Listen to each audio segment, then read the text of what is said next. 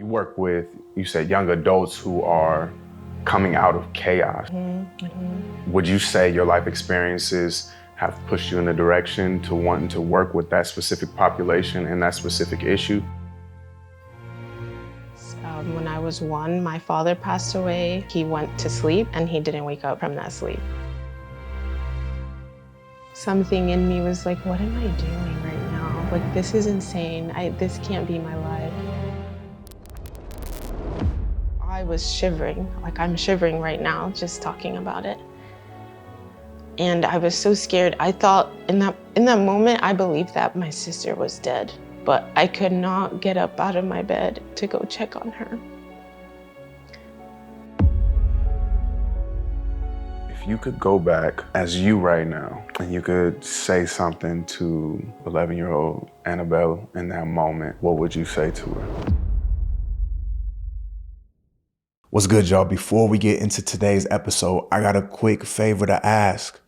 If you could, please hit the subscribe button. The only reason that I'm asking is because by you subscribing, it helps for me to be able to continue to create this content. I don't have like a big team or like I'm not getting paid by like some type of external source to create this content. Like I do it all on my own dollar. And so instead of doing fundraisers and asking, hey, donate $1, sign up for my Patreon, doing all of that stuff, all I ask is that you please subscribe to the channel and hit the like button too. Hit it right now, please. And just leave a comment, like leave something, because what that does is it shows the algorithm that this content is worth putting out there. That's the free thing that I ask for you to just support the show and what we're creating here on the Clean Your Room show. So please subscribe, please like, and please leave a comment. And let's get into today's episode. I'm Anabel.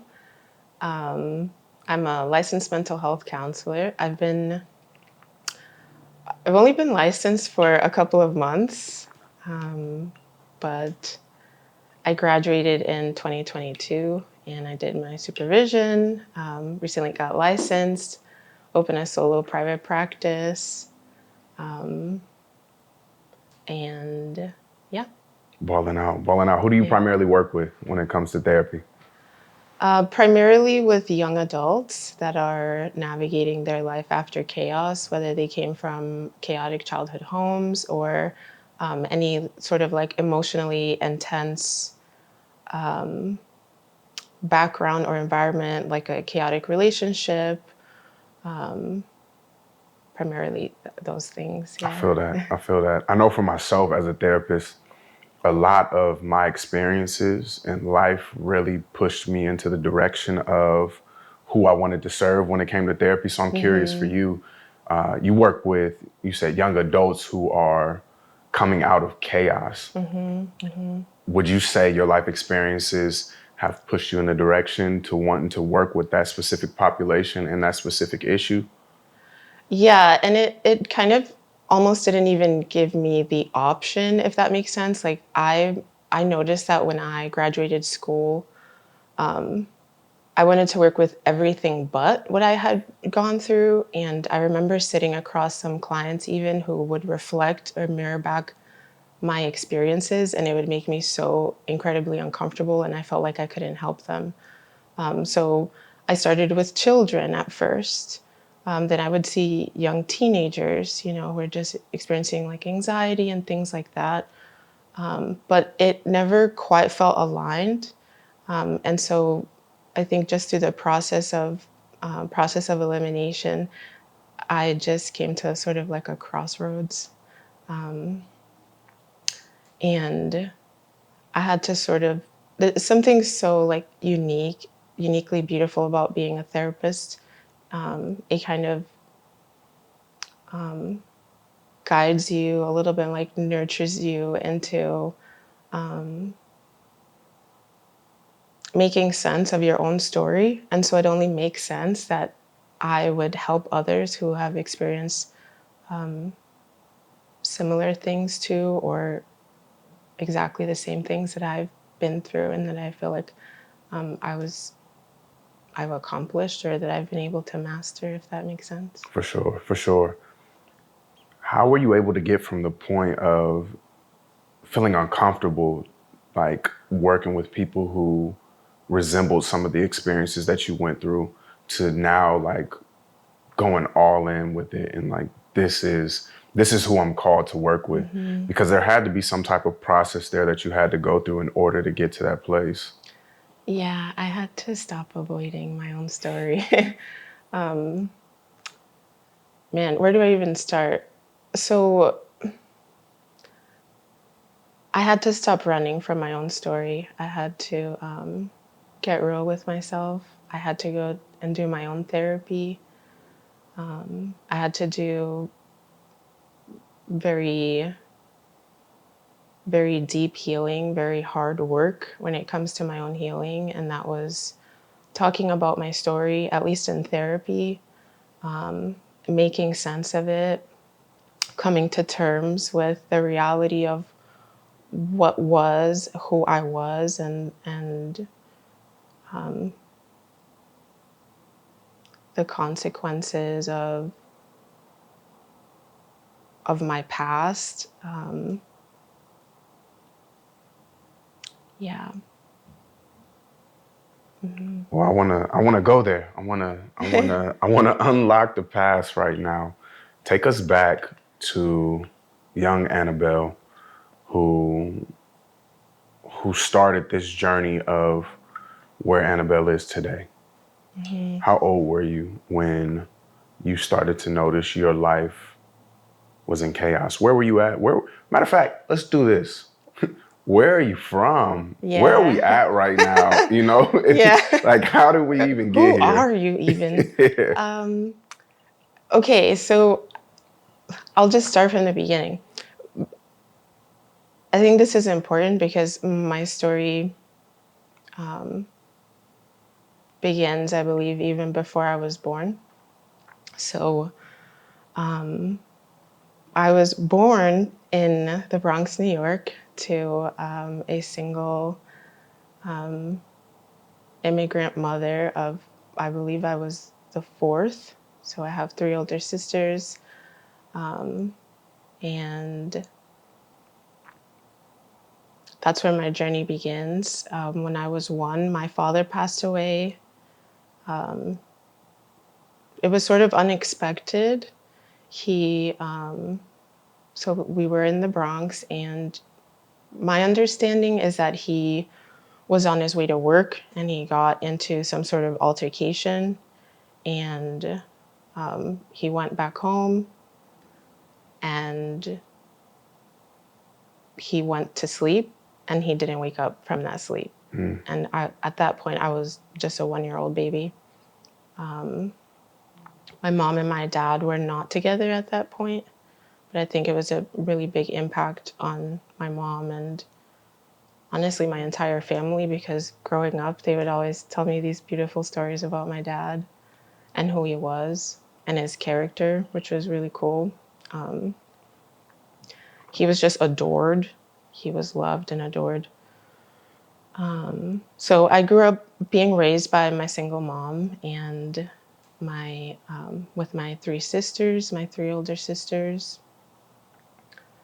What was the age difference? The age difference, I'm not exactly sure anymore, and it'll make sense why in a little while. But I think like my oldest sister has to be like at least 10 years older than me. And then maybe my second oldest sister is like 6 years older than me, 8 years older than me. And then my third oldest sister, I would say maybe like 4 years older than me. Something like ballpark, I'm really guessing. Yeah, so my mom, obviously, she had to work a lot. She was very hardworking. She took really good care of us. She absolutely tried her best. And I noticed that growing up. And I think like in maybe kindergarten or first grade, we ended up moving somewhere in elementary school. Maybe I was in second grade, maybe I was in third grade.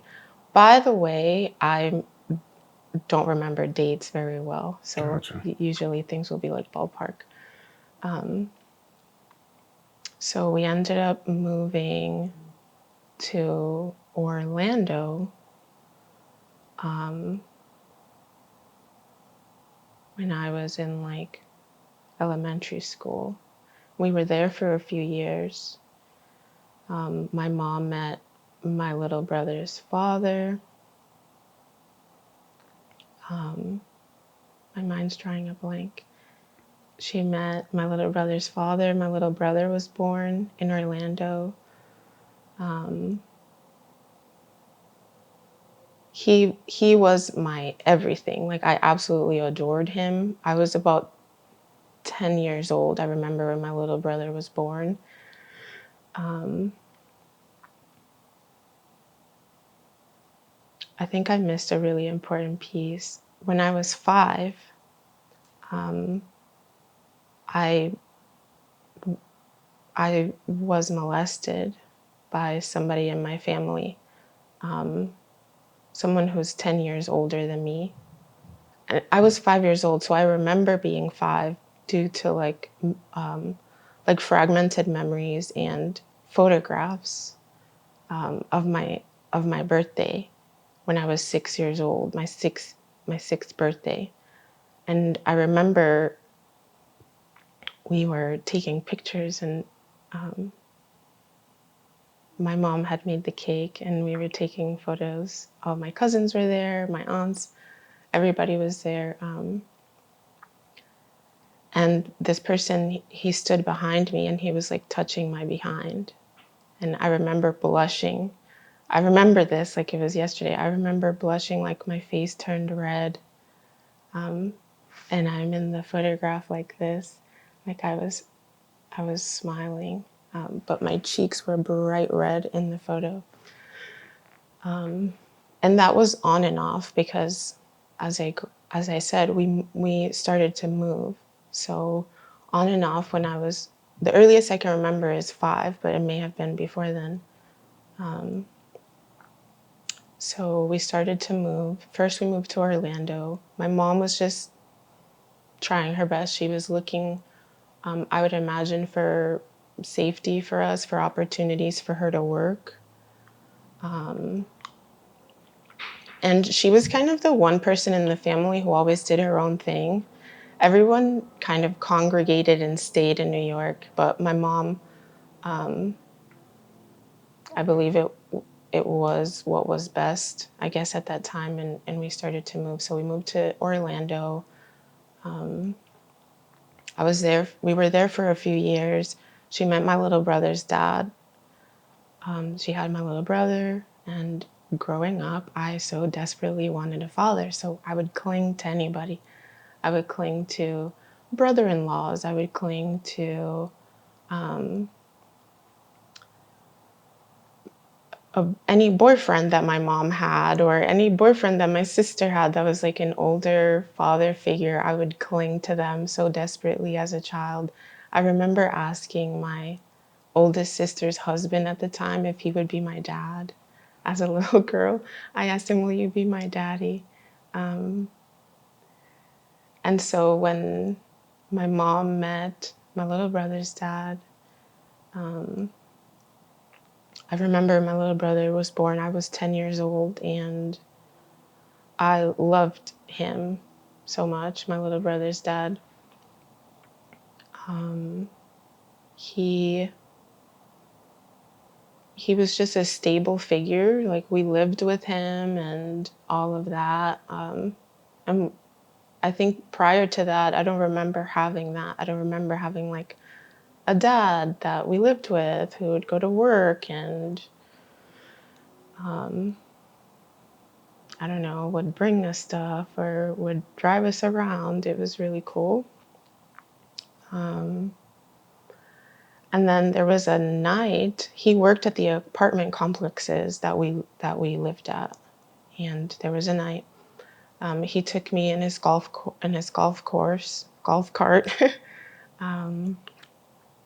and he drove me around the apartment complex. We went to his office, and there was candy corn. So I wonder if it was like Halloween time, maybe. But there was candy corn on his desk. I took a few candy corns, and it was nighttime, so I don't remember what we were doing, but he was just driving me around for fun, I guess. But while we were in his office, he hugged me from behind. And it wasn't anything explicitly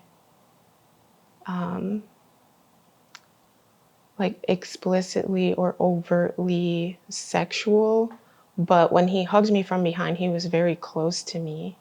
And I remember feeling like his pants behind me. And I was 10. And so in that moment, I remember like something happened. Something happened, but it was confusing because it wasn't, like I said, it wasn't explicitly like how I was molested when I was younger. But it didn't feel right to me. And he was my father, finally. So it was very confusing. Still, I loved him. Nothing happened before or after that moment, but that moment always stood out to me. And I remember when he was hugging me from behind, he was like swaying back and forth like this. So that didn't make sense to me. And now as an adult, I'm like, that was totally inappropriate. You know, like, what were you doing? I don't know how much longer after that he was part of our family, but we ended up finding out, I think, that he was not who he said he was. He lied about not having children. So yeah, the whole second family type of deal. Yes, I think he had children but hadn't told my mom. Like, something happened. I remember I have very, very like scattered memories about things. So yeah, I remember like the police coming to our house one Jeez. night. I think they were looking for like child support or something. I don't know. It was a hot mess. But my mom didn't play that. Okay, my mom did not take any crap from anyone. So we didn't last very long after that there in Orlando. So we had to pack up all of our things. I was in elementary school, I think, still. And we had to pack up all of our things. I remember our uncles came to help us. I remember somebody had a pickup truck, like they were rescuing us from this disaster. My little brother was a baby. She had 3 daughters with her, but nothing was explained to us. You know, I don't remember an explanation. I don't remember why we were leaving. I'm just putting 2 and 2 together since I was gained consciousness, I guess, through growing up. But I do remember that night when we were leaving, and it was an apartment complex. So there were 2 stories, and we were outside, we were leaving, we were putting our things away, and I'm sobbing, like boohoo crying. I didn't understand, but I'm not saying any of this. I'm just boohoo crying, you know, just doing what I'm told.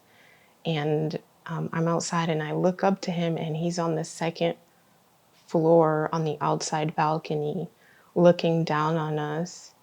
And he looks sad, he's tearing up. And I'm just like boohoo crying. I didn't get to say goodbye to him. We didn't have a conversation or anything. It was just, I guess, waving from afar. And then we just got in our trucks and our cars and we just drove. So we drove back to New York.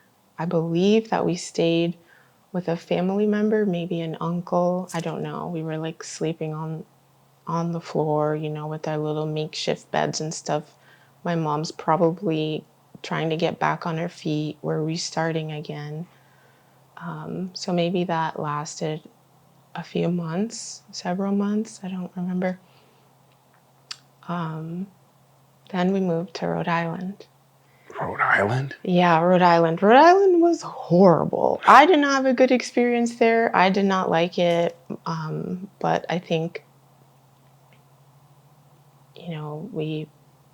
my mom was trying her best. So we weren't in the best of circumstances, obviously, but it was the best for what she could do at that time. Real quick, before we dive into the Rhode Island saga, because I don't want to miss this piece. This sounds like it was one of the first times that you had somebody who, like, held a high place in your life. This person who wasn't necessarily a biological father, but was like, he filled the role of father figure for you, and he was just stripped away. And I'm gonna assume that that had a drastic impact for you for that time on. In that moment, could you comprehend what was going on as far as just like I'm losing my dad? Or was that even a thought?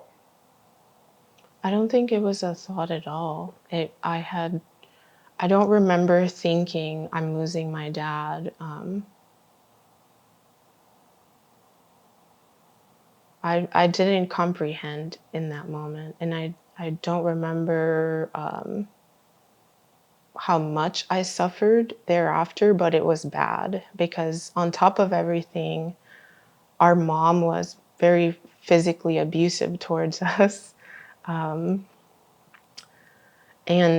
like, they weren't just spankings, like sometimes they were spankings, but a lot of times she would break. It reminds me of like, I saw the Tyler Perry movie recently where, what is it called?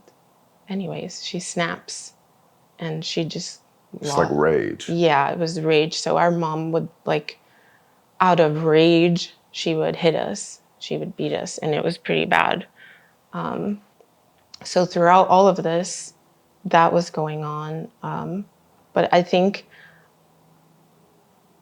now, since I've put two and two together, I think from being molested on and off at 5 years old, I learned to like shut down, shut things out, not think about them. And I would just internalize everything.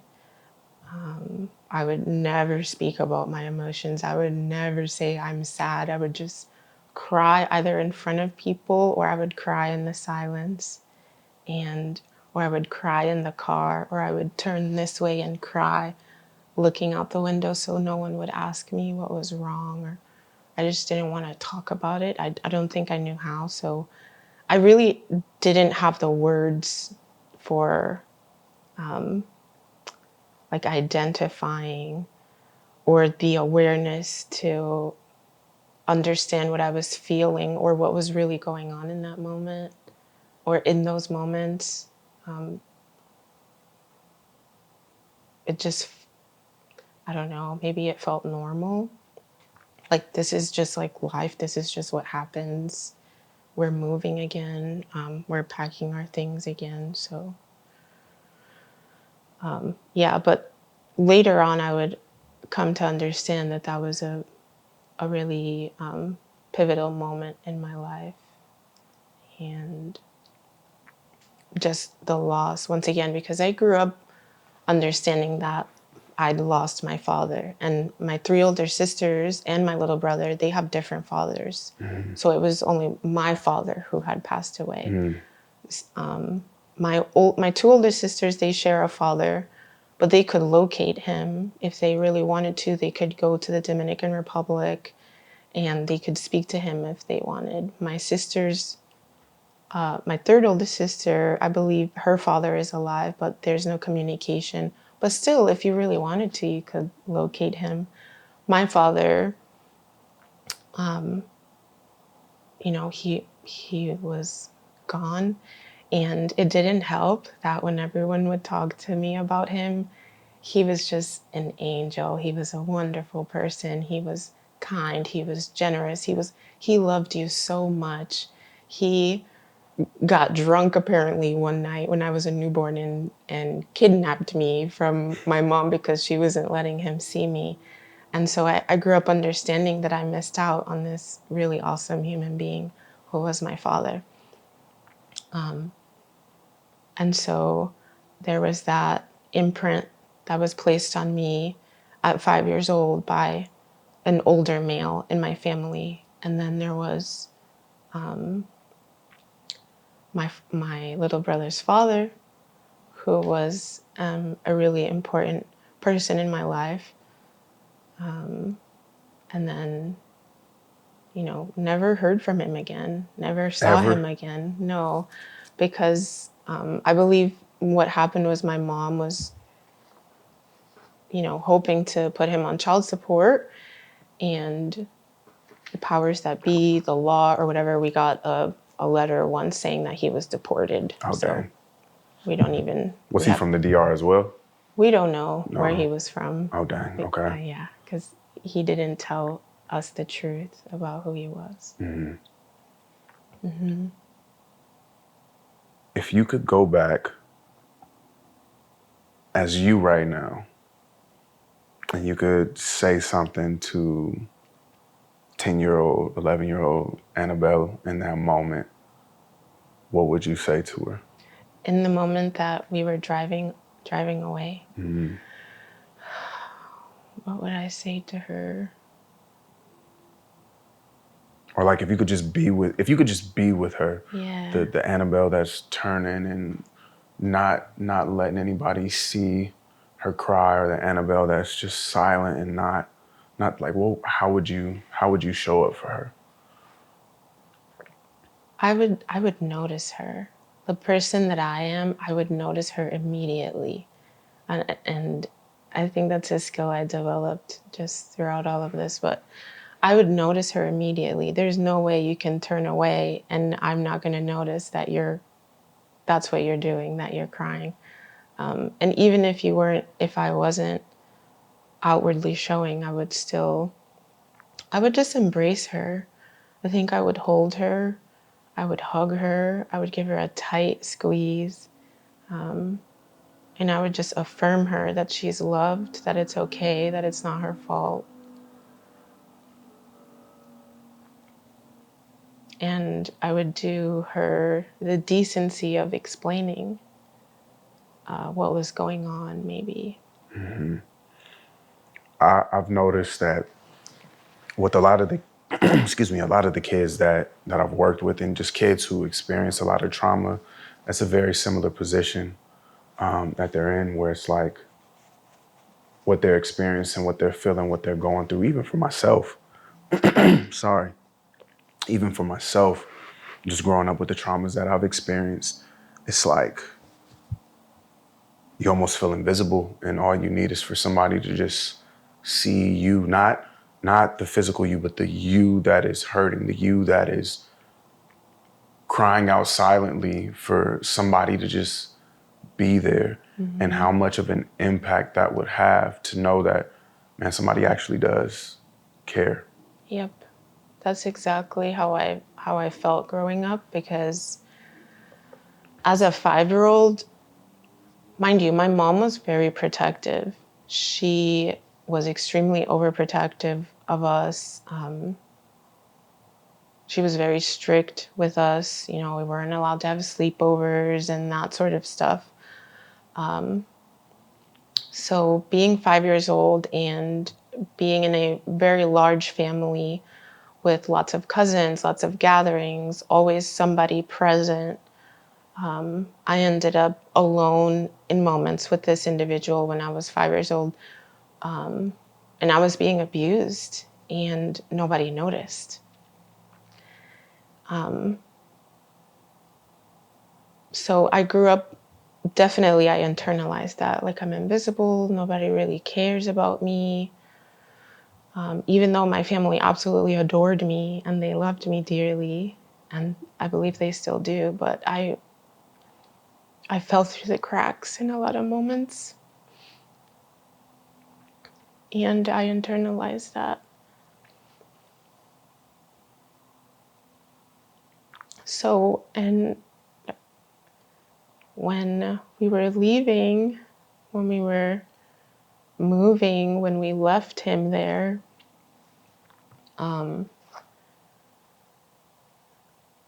that's how I felt. I just felt invisible. Like my emotions and my feelings didn't matter. Like my relationship with him didn't matter. And I understand maybe he wasn't a wonderful person. He lied to my mom. He lied to us about who he was. But I didn't know that. I was a child.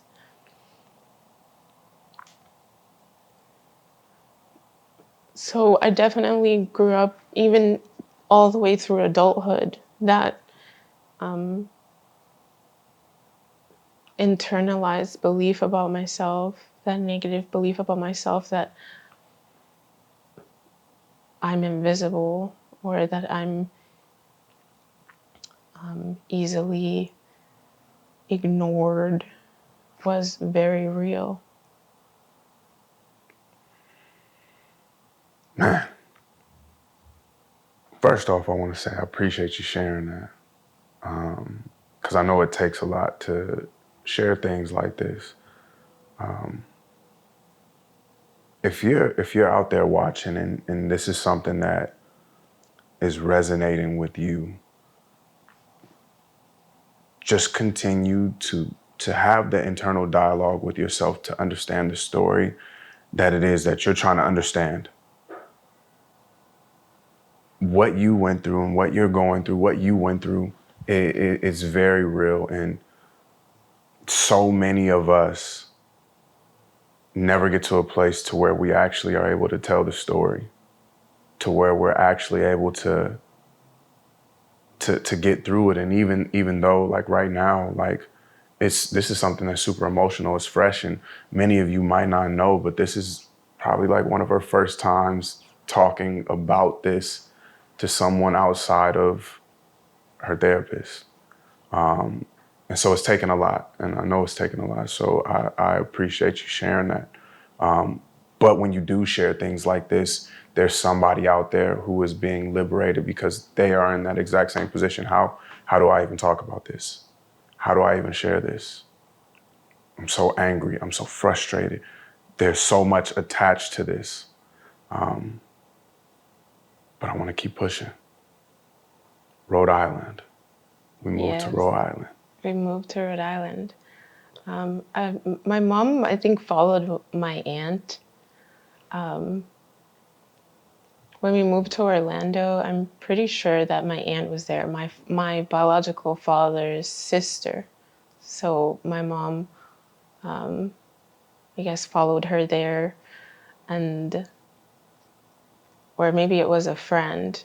I don't think it was my aunt. I think it was a family It was friend. Auntie. That was Yeah, Auntie. That yeah, was it was still auntie. But when we moved to Rhode Island, yeah, we had an aunt there, I believe, and yeah, times were rough. My mom was very, very, very, very, very aggressive towards us.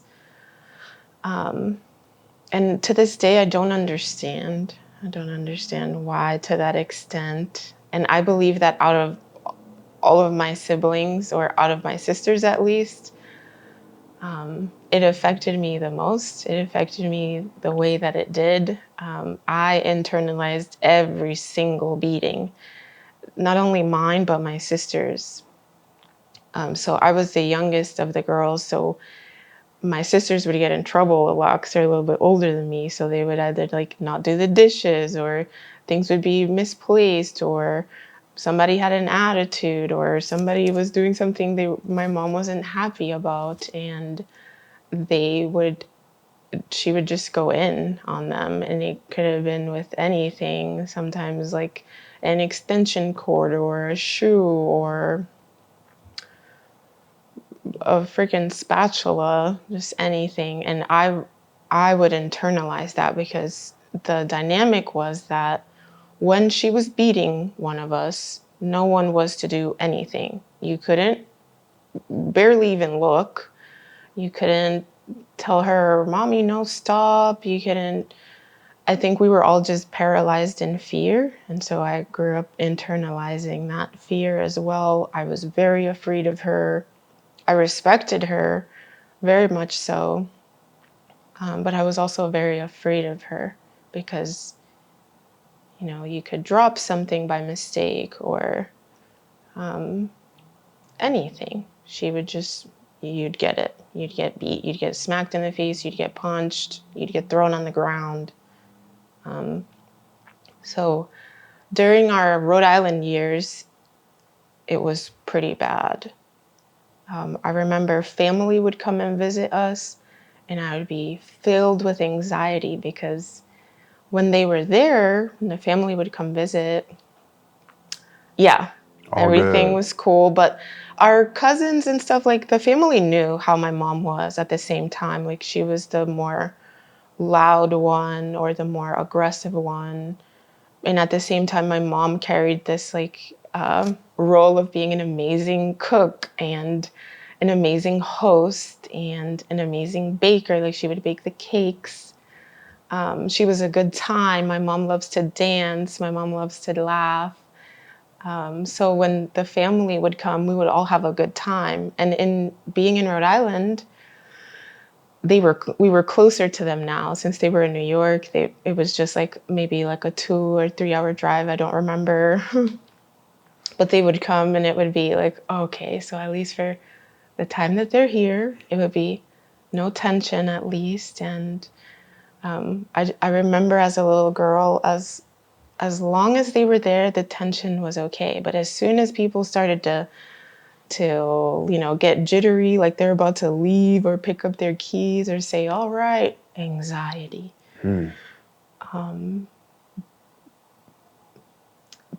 That was my experience in Rhode Island.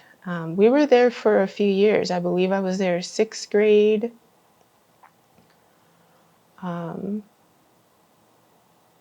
In sixth grade, seventh grade, eighth grade. We moved from like a second floor house. Rhode Island homes are weird. They're like 3 floors, and on each floor is a different housing. So you could have 3 families in one home Like a structure. legit home, like Yeah. boom, roof. Yeah, but there were 3. They're really old homes. So Okay. you walk in on the first floor, there's like a door this way or a door that way, and those are homes. And then you Okay. can go up the stairs in the middle, there's a second floor, and then there's a third floor, but they're all Makes homes on sense. different Yep, yep. floors. So we lived in one of those in the second floor. I don't remember many memories. I don't have many memories from that home. Then my mom was approved, I believe, for like Section 8 homes. So in Providence, Rhode Island, we lived in the projects there on Salmon Street. I'll never forget it, 29 Salmon Street. The other day, I looked it up on Google just to look at it, and it's still there. I'm And I was done. like, oh, I thought we were living it big, okay? Yeah. Because in these projects, in each home you had like stairs, and I thought because we had stairs, we were like Y'all made doing it. really well, doing really well in life. Yes, but my mom, we depended a lot on Section 8 housing, on WIC, food stamps, all of that. My mom worked probably like 2 or 3 jobs here. I never got to see her. We never got to see her a lot because she was working. She worked at a factory, and I don't know where else she worked. And she also baked cakes to support us, and she sold that to support us. You were raised by your siblings a lot then. Yeah, my sister, not my oldest sister, by this time she had gotten married and like moved. So my second oldest sister was the oldest sister at this point. So yes, she pretty much took care of me. I remember her brushing my hair when I was little, getting me ready for school, elementary school, helping me with homework, helping me with penmanship. My penmanship is elite now because I would tell my sister, like, I like how you write, and she would like make me practice, her penmanship. Yes, so we sort of like did our chores and took care of the house. I always remember coming home from high school or from middle school, and my mom. There was always food on the stove, and it was always so bomb. My mom can really cook. Always a warm meal on the stove. What type of meals would she cook? We're Dominican, so rice, beans, chicken, you name it. Anything Dominican, plantains, sancocho, asopao, like all of that Dominican food. And always cake, lots of dessert. She was always making something. Yes, so let's see, in 8th grade, Providence was so weird. In 8th grade, in my middle school, they had some sort of like exchange program for international kids, I guess, but it was a high school. It was high school kids mixed in with the middle school kids. Ooh, how'd that work? It was horrible. Bad, bad, bad, bad, bad, bad, bad. I had my first boyfriend, high school kid. Oh, I had no business. Yeah. First of all, my mom, she did not play that. She would have killed me. Literally, she would have killed me. But he wasn't really like my boyfriend, but you know how you are in like middle school. You're like holding hands or kissing on the lips or kissing on the cheek, that sort of stuff. It absolutely grossed me out, but for some reason I did it anyway. Herein shows up the pattern of wanting to be loved and seen and accepted by another person, I guess, a romantic partner. He was absolutely awful. He would try to take advantage of me. I never let anything get too far, of course, but yeah, I had no business. I was probably like 12, maybe 11, no, 12, yeah, I would say, or 13 maybe, in 8th grade with this high school kid who, man, he must have been like 17. He just Oh, seemed dang. way too old to be at that school to begin with. Yeah. Yes, but we lived there. Those are some of the things that come up. My mom was still very abusive. And I want to talk about 2 experiences that stand out to me from living there. One was, and this story is important because I internalized this and it comes up later.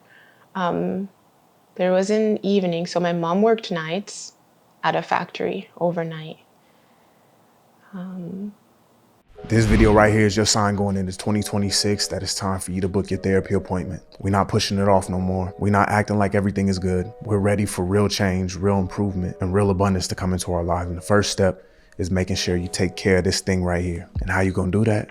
You're gonna click the link that's either down here or up here. You're gonna fill out the form, okay? You're gonna wait for us to give you a call, which it should happen in 24 to 48 hours. And you're gonna lock in with a therapist and start to gain that mental and emotional clarity that you've been looking for. So that every last blessing that you done prayed on and every last goal that you're hoping to start in 2026, it actually comes to fruition. Now, listen, this is not no guarantee that we are going to make everything happen for you. But what I can tell you is that if you got this, the likelihood of you achieving the things that you're telling yourself and all your homies and all your homegirls right now that you want to achieve, the likelihood, it just went up drastically. So let's take this step. Let's book our appointment. Let's get it locked in and let's start 2026 strong at Bear Company Counseling. Let's get right, and I'll see you on the other side.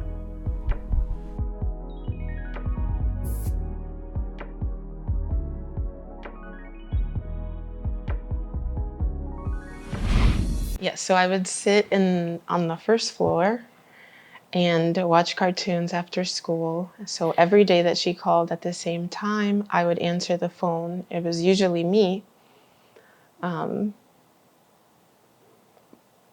My mom, I used to feel like she was a witch because she would she would just know things. But I think it's like her intuition. And she, again, was a single mother raising 4 kids on her own. She was just, I believe, very in tune to us. So one night, I don't know what my sister was doing, but she had a little boyfriend or whatever, and she drove at this point. So I think she was like at her boyfriend's house. I don't know. My mom called that night. I also believe that she had told the neighbors, hey, like, keep an eye out for my kids because I work. Yeah. Maybe, I don't know.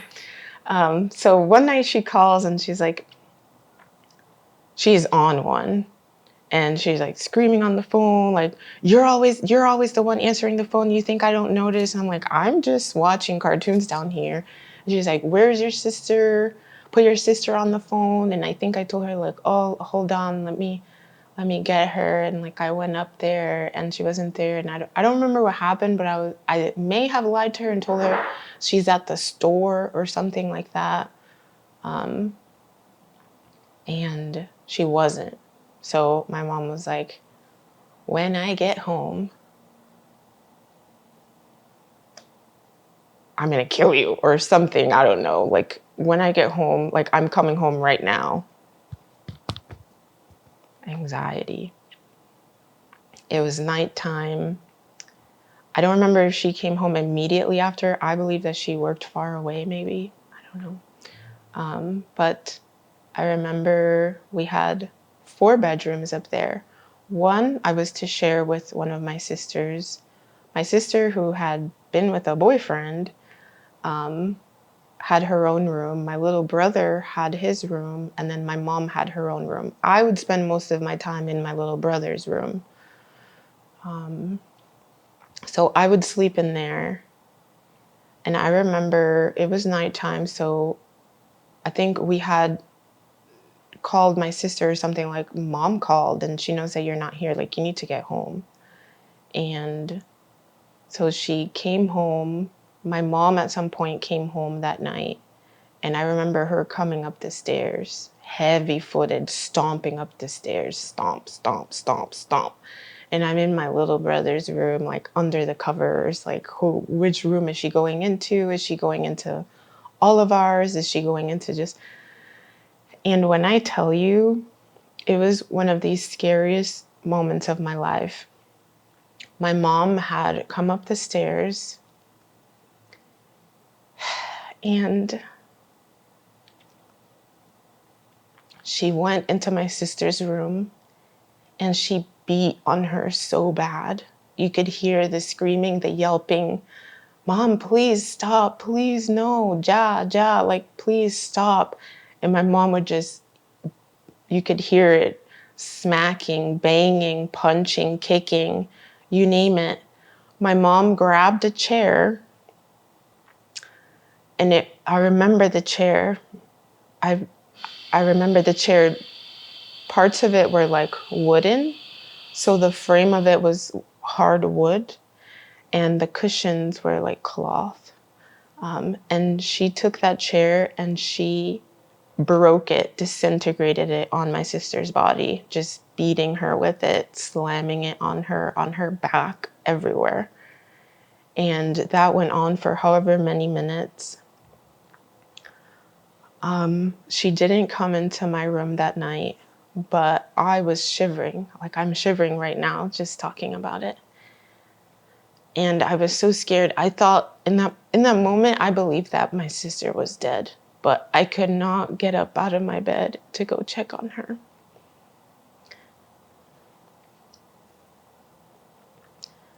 The morning came. I had to go to school because you had to go to school. The morning came, I was getting ready for school, and I opened the door to my sister's room, and she had her back towards the door, and I saw her bruised, bloody, and I thought she was dead. So I put my hand on her shoulder and I shook her. I was like, Erica, Erica, hello. I thought she was dead. And she woke up and she was like, don't touch me. And that was the last I remember. So I went to school like nothing happened. That was routine. We didn't talk about it. We never talked about any of it. We never talked about, like, are you okay? Like, you look like you're hurting. Like, do you need a glass of water? We would just all pretend like nothing ever happened. We wouldn't sit down and talk about it as sisters or anything.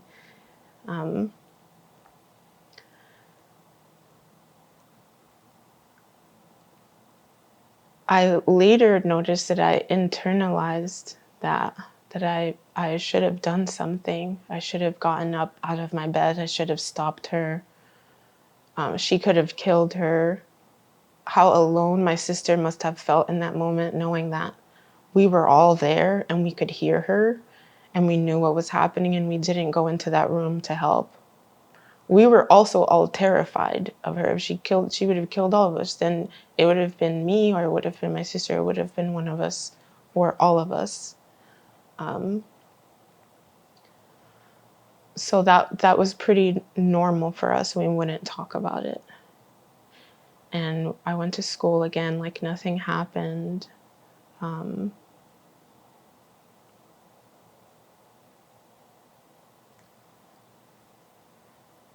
That came up later. That would happen a lot when my mom would beat us. We would just look the other way, or we would just keep doing what we were doing. Like, if my mom was in this room right now and she were beating one of us, we would just like be like washing the dishes or like minding our own business, like it's not going on. And it was very strange. So I was 13. The summer we went from Rhode Island, my mom met, let me back up. One summer when we lived in Rhode Island, one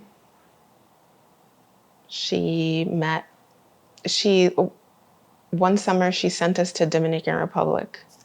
I don't know if it was just me or I think it was all of us. Actually, it was all of us. We went to Dominican Republic for the summer to see our family, to have a good time, whatever. When we came back, this was the summer after freshman year or summer of freshman year, one of those. I finished freshman year. Time out. Yeah. Not actual time out, but time out from the continuation of the story. Real quick, Dominican Republic, I hear nothing but good things about. It's beautiful there. Yeah. There's a lot of people who look like me there. Yeah. Before you talk about coming back, what was that experience like going out there? Oh, the Dominican Republic is so much fun. Yeah. My mom is from, I believe, very northwest, like a small, humble town called Villa Vasquez in Dominican Republic. My father was from the capital, Santo Domingo in Dominican Republic, and I still have a brother there. My dad also had 2 other kids, so I have a brother that lives in Dominican Republic, and I believe I still have family, like cousins and uncles that live in the Dominican Republic. But it's beautiful. It was a really good experience for me because you just unplug. Dirt roads, everyone's driving on motorcycles. Amazing food, beautiful culture. Everyone is so kind. Everyone is so joyful. The summer was really fun. We would, drive up through the mountains, go to the beach, fry fish on the beach shore, fried plantains, tostones, beautiful music. It's just always been a good time going there. definitely keeps me grounded, keeps me humble, keeps me close to my roots. I always felt a little closer to my father as well. Whenever I would go, someone would remember, like, oh, you look just like your father, or just like your father in this way or that way. He was such a wonderful person. And it was always a story. I remember one time, I asked him for help, or I remember one time he was cooking for everybody and was inviting everyone to eat. Yeah, so it was a really good time. We had a fantastic summer. I burned my leg on the side of a motorcycle. I'll never forget that because I didn't know what I was doing. I'm very awkward, right? I'm just a kid. So I'm like, I don't even know how to get on a motorcycle properly. Put your leg on the exhaust. Yeah, I put my leg on the exhaust. I still have the scar. Never forget that. I'm actually surprised she let us go by ourselves. But come to find out, it was because she had met a man who became my stepfather.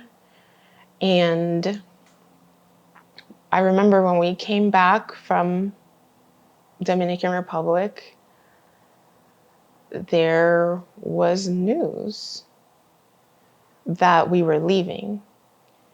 Again, I'm not sure if what the dates are. I don't know, maybe if we went for Christmas to Dominican Republic, but we went to Dominican Republic. When we came back, there was news. And the news was that we were moving. My stepdad, we were moving. I don't remember what it was, but I remember going downstairs one night and there was a man on the couch. And I was like, there's a man on the couch. And I went right back upstairs and I opened the door to my mom's room and I was like, Mom, there's a man sleeping on the couch. Did you know that there's a man downstairs? And she's like, yeah, leave it alone. Just go, whatever. That was my stepdad. So there was news that we were leaving. We were moving to Florida. And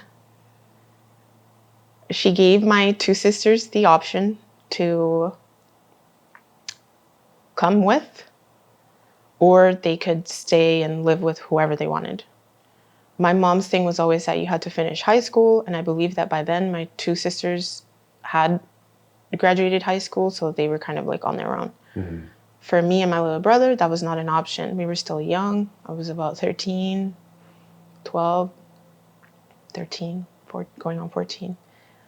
So, of course, no brainer, my sisters decided they were not coming. They were going to stay. So then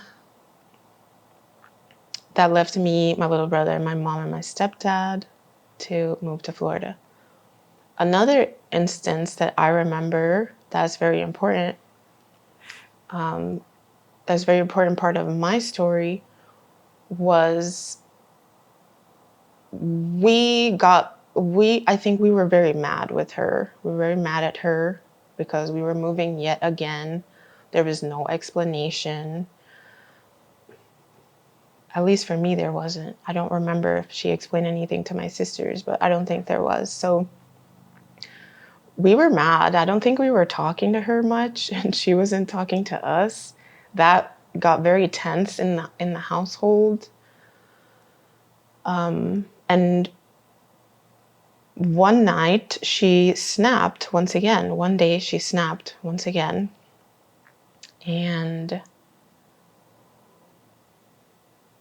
the memory starts that my two sisters were in this room. In me and my sister's room, we had two twin beds in there and we had a computer desk. My one sister was at the computer desk. My other sister was on one of the beds and I was on one of the beds. And my mom, I remember her, she would always like throw the door open, and she came and threw the door open and she was on one. She was like screaming and yelling and she was mad about something. I think she was mad that maybe we weren't talking to her, but some other stuff was going on. I don't remember.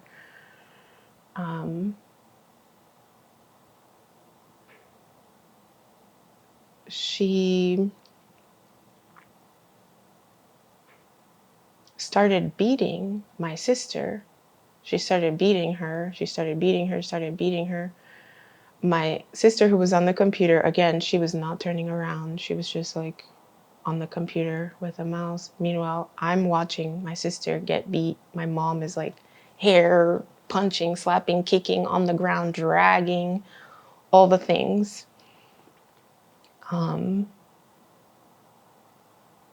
I was 13. This would be the first time that I, filled with rage again, I couldn't take it anymore. I remember sitting on the bed and I remember looking at my mom beating on my sister. I don't remember if my oldest sister was there or not, but I remember looking at my sister on the computer and I'm like, this is it. This is insane. That, like, what am I supposed to do in this moment? We're just not going to do anything.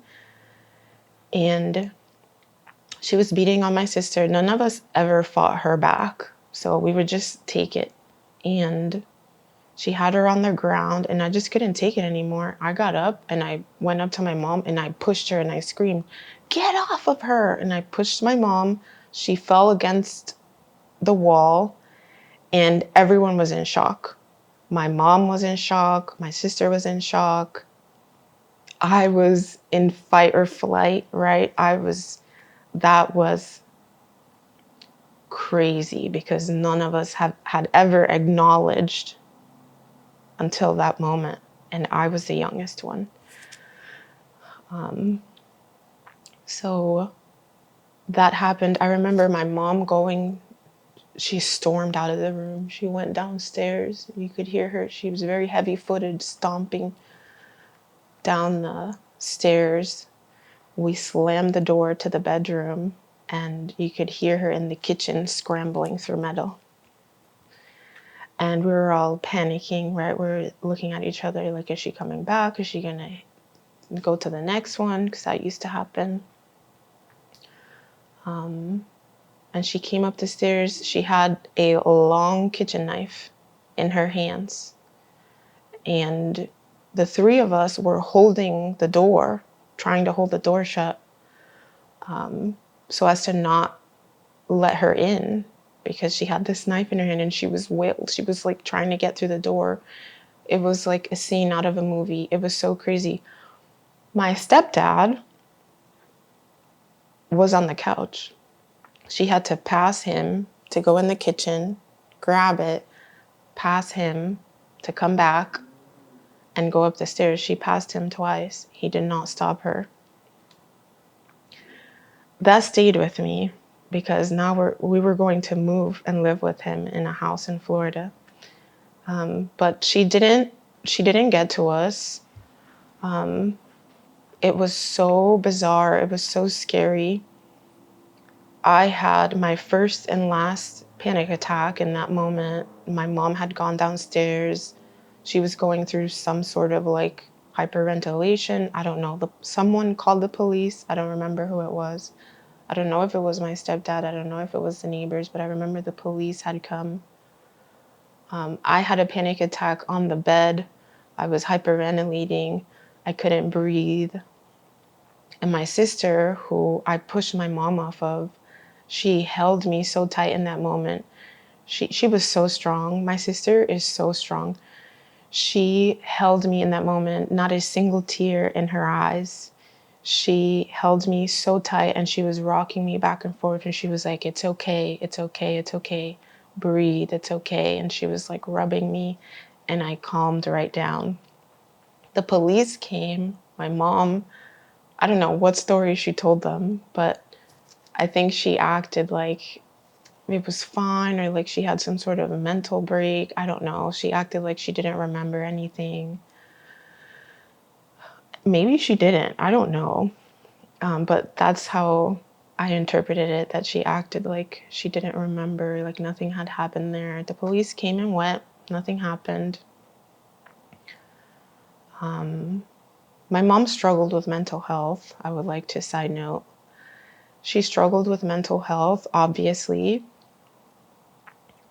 When I was a toddler, me and my sister had been in foster care for a very brief time. I don't remember that time, but my sister spent a birthday at our foster parents' home. My mom did explicitly say to me once that she had walked into traffic wanting to die.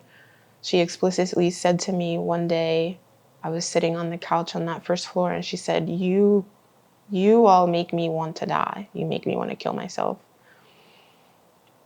Yes, and that stuck with me. So she really struggled with mental health. And to her, I don't know, for her, I guess she took it out on us. Maybe it was stress, maybe it was all of the above. But that was right before we moved to Florida. So now that's the memory that I have of her in my mind when, again, we have to pack our things from what I thought was our mansion, and, we had to leave. Then we split. My sisters, who I'd grown up with all my life, stayed, and now I was the oldest sister. And in my mind, I'm like, yeah, things are going to change because you're not doing this in Florida. By then I was like, oh, I pushed her and I'm still alive. So now It's it's me up. and you. It's Yeah, up. yeah, yeah. So we moved to Florida, and I was a protector of my little brother. When she would get in her moods, I would tell my little brother, go in your room, lock the door, don't worry about it. But ever since that moment when I pushed her off of my sister, she calmed down. She did not really put her hands on me after that too much.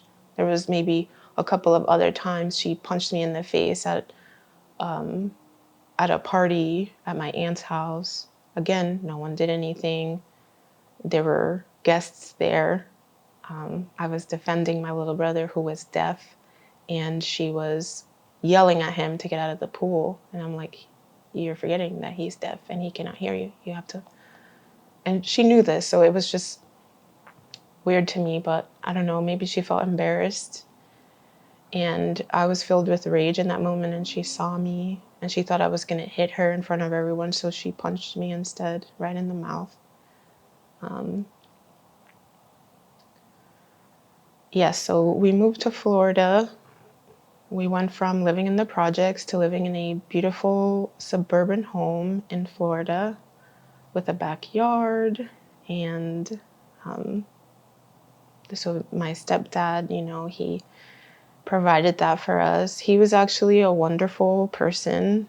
But by then, number one, because of what I remember, that he didn't do anything.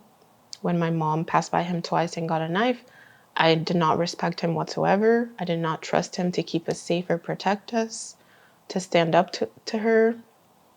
And also, due to my experience with the men in my life and how we moved every 3 to 5 years, I didn't think it would last. So as a 13-year-old teenager, I didn't pay him any mind. I stayed in my room. I did not talk to him much. It was just like living with a stranger, really.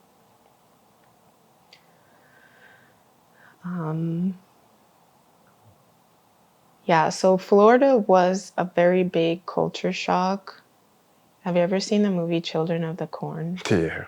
That's what Yeah. it felt like. Oh, dang. I looked around and it was dark. There are no street lights. It's just grass and woods and everything. And I remember coming from the airport, like the more we drove, the more afraid I got. So I'm like, where the hell are we? I started my sophomore year of high school in Florida. Super culture shock. A lot of white people. Not a lot of people that look like me. And yeah, I did not make friends very easily because, again, I had to leave behind all of the friends that I made in elementary school and the other elementary school, in the middle school and the high school. We were always moving. So by this time, I didn't even bother really making friends. because I What was the didn't, point? yeah, I didn't believe that we were going to last here anyway. That was going to be a question I was going to ask you a little bit ago, but I didn't want to stop you. I could only imagine how hard it would be to maintain friendships as much as you guys were just like uprooting, going. Because it's like the moment that I start to try to establish something, it's just being ripped away. It's just being ripped away. I just want to interject with that. Go ahead, Yeah. keep going, keep going. Sorry. Yeah, it was really hard to make friends. And where we lived in Florida, where we moved to, there was nothing. There were just homes and grass, children of the corn vibes, totally. Everything's far away in Florida. You need a car. You cannot just like walk to the bodega or walk to the corner store. There are not like neighbors that much, and the neighbors that you have are probably old people. And when I started high school, there were other Latinos at my school. They all knew each other already, though, because in my town there was an elementary school, a middle school, a high school. Everyone was kind of moving up together. And I totally felt like an outsider. I didn't dress like everyone. I didn't talk like everyone. I had an accent. And I just felt like an outsider. I was also very shy, very quiet. So I wasn't the most outgoing person to begin with. And I didn't really open up to people. So even if there were people who were trying to be my friend, I would be just kind of dry and very forthcoming because of my experience with making friends. I also wasn't allowed to like hang out with friends. I wasn't allowed to go to like football games or go to a friend's house or sleep over at a friend's house or anything like that. My mom was very, very, very strict. And I believe that came from a place of her trying to protect us, but also she didn't trust us at all. And I personally never had given her a reason up until that point to not trust me. But I guess with her experiences, maybe with my sisters or her own experiences, she didn't really trust. I remember one time I asked her if that I got invited to a sleepover at my friend's house. It was just the two of us, and she lost it. So I never asked her again. So it was hard making friends. And even if I had made friends, you can't really hang out with them. Like, you're not going anywhere. So what was the point? I would just AOL Messenger or MSN Messenger, Yeah. Uvu, Skype. That was it for me. I could video chat till I was blue in the face. And I got involved in church while I was here because my family, they're believers. My mom wasn't. My mom isn't. But the rest of my family is, the majority of my family. So I got involved in church mainly because she would allow me to do that, because there's a church van that picks you up, or there's a youth pastor that she can hold accountable, and she'll know where I'm at what time, on what day.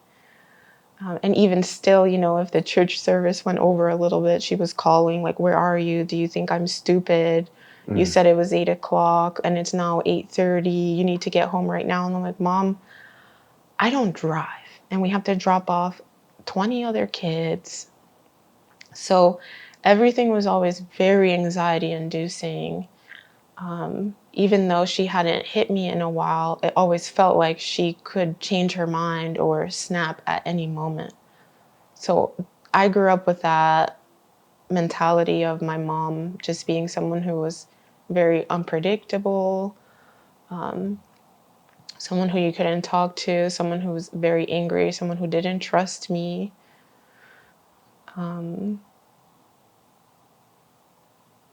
Yeah, I got involved in church. And again, I used church just to get out of the house, to be honest. I did become involved in the church, but I really didn't. Now I know that I didn't really understand or have like a personal relationship with Jesus or anything like that. It was more so It was a me way to trying get to away. get out of the house. Yeah. Yeah. And there really wasn't anything else in our town. You could go to the movies. So when I started driving, I would go with my little brother to the movies or go to like McDonald's, but that's about it. You survived high school. I survived high school barely. Barely survived high school. I experienced racism for the first time at this high school. I had no idea what that was. I was a sophomore in high school and I didn't know what racism was. I hadn't experienced it.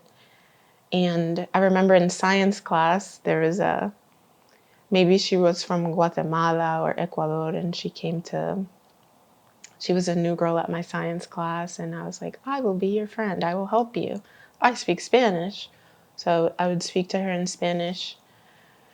And on the way out of the classroom one day, someone said the classic, "This is America, you need to speak English." And I was very confused. Like, I do speak English and I speak Spanish too. But I didn't understand that. So a lot of experiences like that at that high school, being called a spick or, being told not to speak Spanish or people getting mad. Like, why are you people thinking that you're talking about them because you're speaking in Spanish?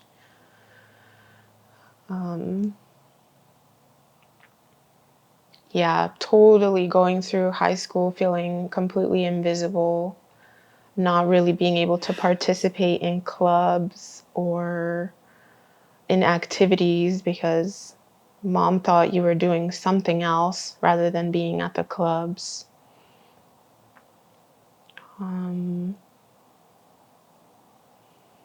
Yeah, high school was interesting. I absolutely hated it. I always hated school. Then you got your master's. Then I got my master's. I hated school. I always said I would have done really well if I'd gotten homeschooled, maybe. Just the peopling of it all. Kids were cruel. They were mean. I didn't know how to use my voice to stand up for myself, how to have boundaries with people. I had no idea what that was. Do you think you would have hated school or you would have had that same perspective had you been able to develop in a place where it was consistent and you were able to form those relationships? Yeah, 100%. That Yeah. would have been way better. I just didn't trust people, honestly. I didn't really see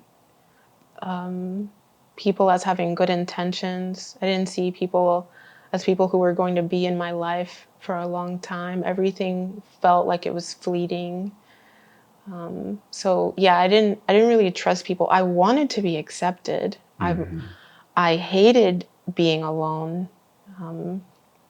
There were times in high school where I would avoid the cafeteria because I had no one to eat with in the cafeteria, no one to sit with. So I would sit in the bathroom for the duration of lunch and then go back to class after that. But I was so embarrassed and so ashamed. I absolutely hated being alone. And also, I couldn't really make friends that well. But I did have friends throughout high school on and off. I did eventually get accepted by some of my peers, and so I had some semblance of relationships eventually, but sometimes they were really, really hard. And then, yes, I graduated high school. Then you left. I went to, I wanted to go to art school. I Okay. wanted to go to Art Institute of Tampa. I got accepted. My mom had different plans for me. She did not want me to move far away because my little brother was deaf. she doesn't know English. My stepdad is old. He's old. So, she wanted me to stay and help with my little brother, who was still maybe in like middle school or elementary school. I don't remember. So I went to community college, and by this time I was very depressed. I don't remember when that entered the chat. I remember always just being sad. So probably from very, very young. I did go to community college. I barely passed. I would consider myself a bright person when I apply myself, and I barely passed because I was so depressed. I was not applying myself whatsoever. And on top of that, I was taking classes for things that didn't really interest me. I didn't want to be there. I wanted to be at the Art Institute. So, What did depression look like?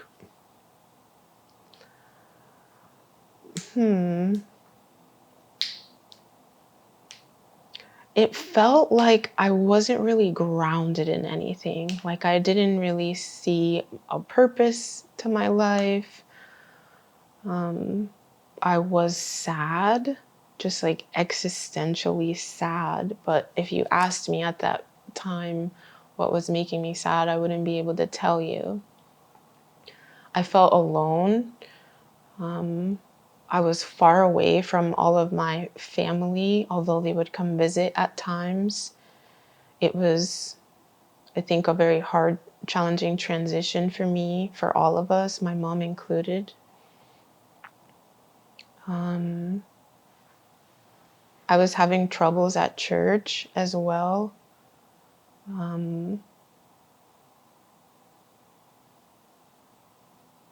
Yeah, so I didn't really know what I was doing with my life. I had different plans for myself, and I had to sort of cancel those plans and stay for, I guess, the benefit of the family. But I believe that throughout those years, my mom, once again, had decided, let's say it together, that we were moving. But this time, again, I had graduated high school, so she gave me the option. And I was like, yeah, I'm not moving.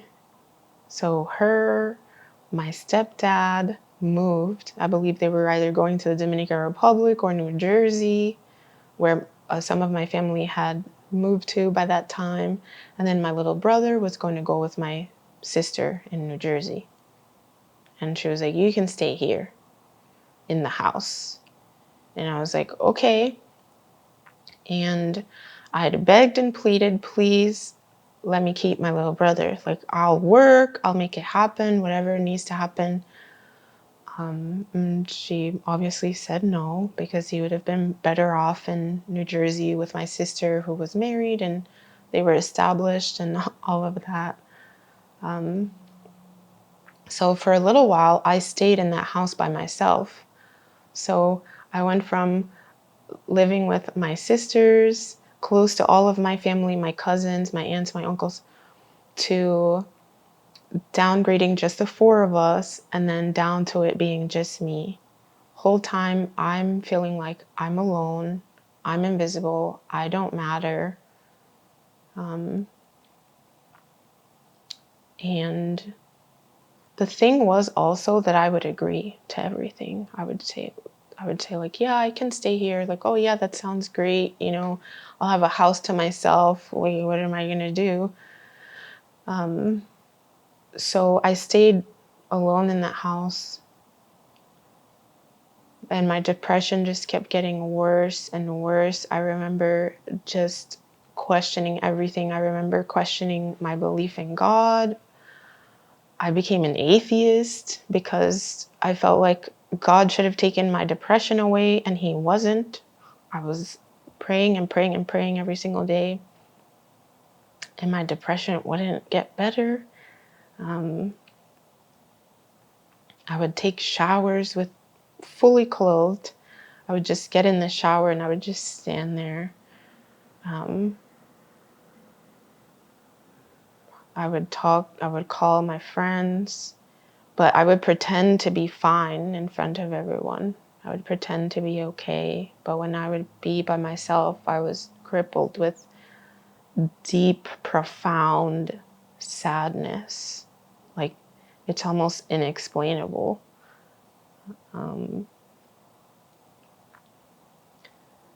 Just darkness, inexplainable darkness, like a hole, a void, like an insatiable hunger for something that never never comes, never gets fulfilled. I started working as a CNA, and during my first job, I met a nurse, and he became my first real boyfriend. I remember when I saw him, it was like moth to a flame. It was like a magnet. But was, I repelled him at the same time. Yo, real quick, I almost forgot. As a licensed therapist, I'm big on mental health and I'm big on making sure that you're taking care of you. And I also want to get rid of this stigma that we got towards mental health. Like, there's nothing wrong with talking to a therapist. So if you're somebody that's out there that really wants to start getting their mind right, who wants to really start understanding their emotions and being able to process things that you probably repressed, that you probably ain't talked about, that you might have been even ashamed about talking about. Or, check this out, you might not be ashamed about it and you just ain't found a person for you to talk to. You want to find somebody that's relatable, that can understand you, got a little swag, you know what I'm saying, a little swag, and they not too far removed. Make sure that you tap in with Bear Company Counseling. All you got to do is hop down in the description, click the link, put in your info, and the front desk rep will reach out to you and get you plugged in with a therapist that I promise you, as long as you're ready, will help you to get whatever you need right up here so that you can succeed in every other avenue and aspect of your life. Tap in with a therapist today at Bear Company Counseling. Now you can get back to the video for real. I promise I won't hop back in again.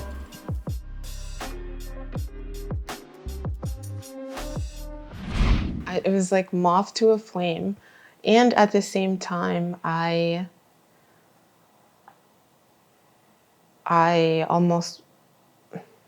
resisted him a lot. I resisted his flirtatious conversations and all the things. By this time, I will say I had internalized a lot of resentment towards my family. I felt like they weren't visiting as often as I wanted them to. Again, I felt like they weren't checking in with me as much as I needed them to.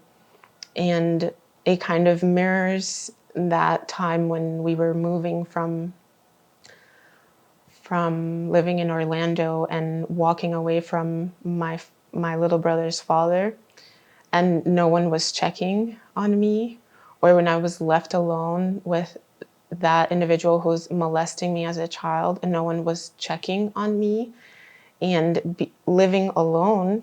You would think that you'd be like living the dream, right? Like, you're by yourself now in this house that you don't pay for or anything, like your parents are paying for it.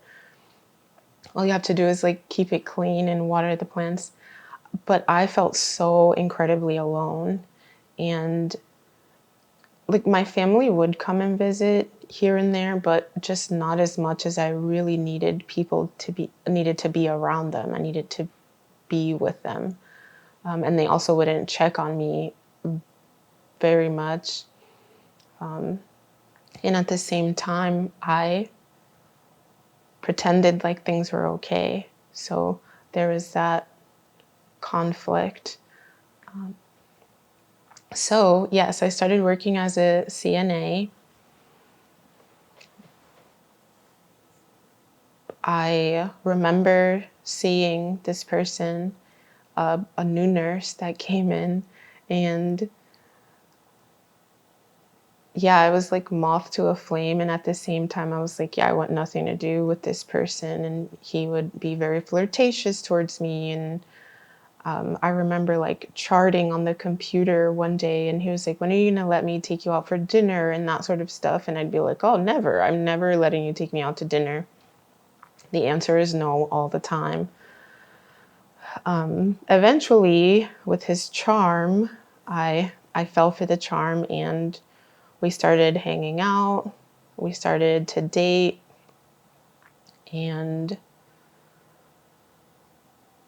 I remember he invited me over to his house one night, just to like watch a movie and like have snacks or whatever. I was very naive, so I thought, like, yeah, absolutely, that sounds so cool. I want to go watch a movie at your house. And I just drove myself over there to his house, and 3 seconds into the movie, he wanted to start making out. And I was like, oh no, I'm here for the movie and the snacks. And he got so upset. He got so mad. He was like, you need to get the F out of my house right now. And I was like, what? And he was like, yeah, you need to get out if you're not like gonna make out with me or whatever. So he kicked me out of his house. And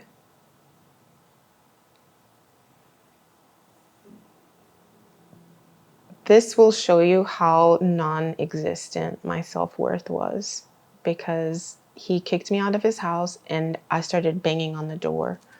Like, okay, okay, okay, banging on the door. I was maybe like 20, 21, 22, 23. I don't know. I was in my early 20s. So I was banging on the door, like, okay, like, why are you doing this? You know, that whole stuff. Instead of just exiting stage left, getting in my car and never speaking to this person again, the pursuit started. And that was the beginning of a very long 4 years with this person. What was my boyfriend? He became my boyfriend. I started to spend more and more time at his house. And one day I just never went back to my house. I just stopped going. I did not take anything with me. I had not packed a bag. I had not gathered my belongings whatsoever. I just stayed there.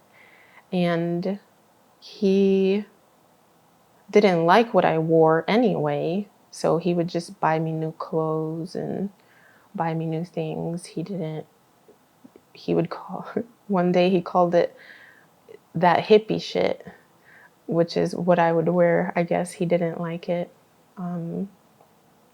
But I was became so enmeshed with him. He became my family. He became my romantic partner. He became my best friend. And I believe we were together for about 4 years. That was a very dark period of my life, because it was very confusing. We would do everything together, and he was my best friend. And at the same time, he was very manipulative. He was very condescending. He did not value me as a person whatsoever. He was a serial liar and a serial cheater. I came to find out later on he cheated on me with countless of women.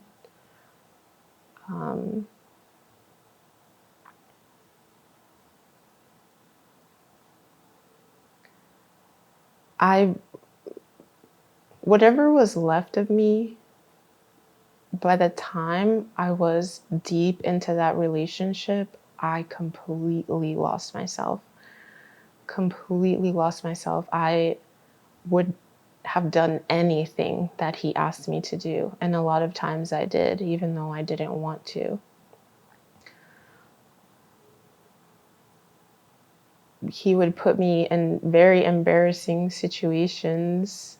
For example, if he knew that we didn't have any money, we would plan to, like, let's say, go on vacation somewhere, and he wouldn't tell me that we didn't have any money. He would just be like, "Oh yeah, like like it's gonna be so good," or whatever. And then we would get there and we would try to pay for things, and there was no money.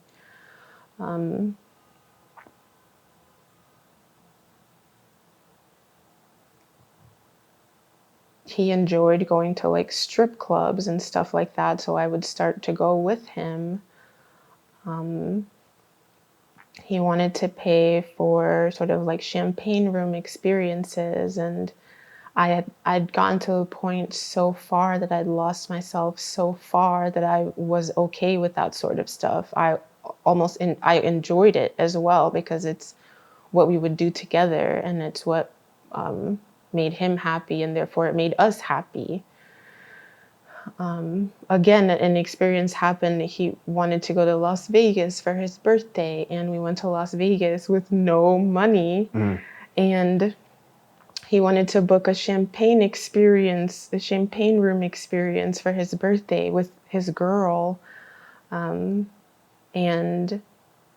at that time, it felt like a good time, and went to go pay for the experience, and there was no money. I don't even remember how he resolved those issues, but it was absolutely just always an embarrassing situation. He would flirt with women right in front of me, not just in like those scenarios, but like if we were at a store, or we would go to the gym together a lot.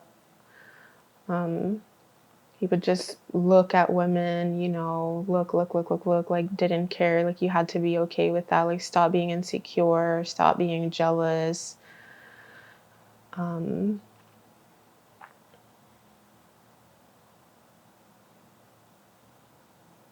just wanted to be loved. I just wanted to be loved. And even when there would be instances where he would be cheating on me and he would leave the evidence, let's say on his phone or on his iPad, for me to find. He explicitly told me, he said, I wanted you to find that. I wanted you to find that. I wanted you to see it. And I would cry and I would make a big fuss and all the things, but I wouldn't change my situation whatsoever. I was so enmeshed with him. I couldn't tell where he started and where he ended and I started, or where I started and he ended. It was just, my identity was completely enmeshed with his. And so, yeah, I would find out that he was cheating, or that he had slept with this person, and I felt like I had nowhere to go. I wasn't going to go back to my parents' house. I haven't been there in 4 years. And I stopped talking to everybody little by little. The more alone time I had, far away from everyone, the more everything from my past came to the surface. No one was there. No one cares about me. The longer the phone calls were in between one another, the more resentful I became, and the more I had convinced myself that I was alone and that nobody cared about me and nobody truly loved me, and that they didn't care how I was doing over here. So I made this person my life. And it was just 4 years of a roller coaster of emotions.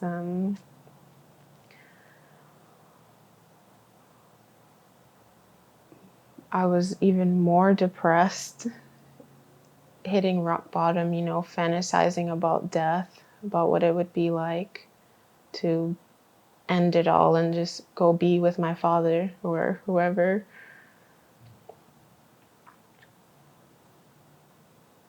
One night he had left. On Father's Day, I remember it was Father's Day, and he had gone to the club with his guy friend and his other female friends. And he was posting, he just left me there. He didn't even ask me if I wanted to come or anything. He was just going out.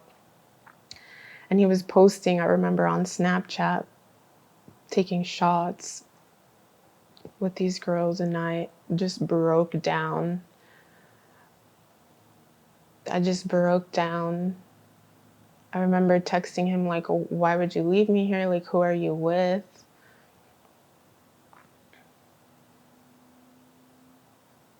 No response.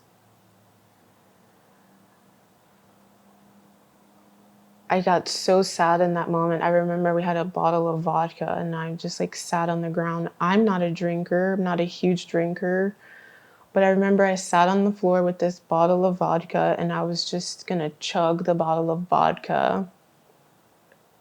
And I was sobbing, and I remember something in me was like, what am I doing right now? Like, this is insane. This can't be my life. This can't be it. So I put the bottle of vodka down. I got up. I went into my closet with like my outfits that he had bought me. These are my only clothes. And I started packing my stuff. I started ripping things off the hangers and stuffing them in black plastic bags. And I was like, if you think I'm going to be here when you get back, you are sadly mistaken. I'm out. I'm leaving. And I was sobbing and I was packing and I was sobbing and I was packing. And I had a Fiat at the time, and I shoved everything in my little Fiat. Yeah. Sheesh. I had nothing to my name, I had no furniture. None of that was mine. Just the clothes on my back and the clothes in that closet. And even that wasn't even mine because he bought it with his taste in mind for me. And I was just driving around. I was going to live in my car. And I did stay in my car for a little bit. His mom let me stay at her house till I got back on my feet. I got this skinny because I wouldn't eat. I didn't know. I was a CNA making $13 an hour or whatever it was. I refused to go back to my house, my parents' house. It was too dark. It was too much. And that was just not an option for me. I would have rather lived in my car than go back to that house. So I stayed with her for several months. And then, of course, I went back to live with him. But we were like not really together, I guess. I needed something to look forward to. I was not going to make it on this earth. I was fantasizing about death and really considering that. But again, I've always had that subtle flame inside of me that says, like, this can't be my life. I have to survive, even if for the next few months. So I thought, I'll go back to school. I'll look around, and I got to FGCU in Fort Myers. I looked into their programs. I thought, I'm going to be a biomedical engineer. And they looked at my GPA and they were like, absolutely not. I had like a 2 something GPA. I graduated high school with a very high GPA. I don't know if it was a 4.0, but it was up there. And then my GPA from community college was not it. And I was like, oh, is this how it works? Like, I can't, okay. And so I asked them, I remember being at the orientation or whatever, and I asked them,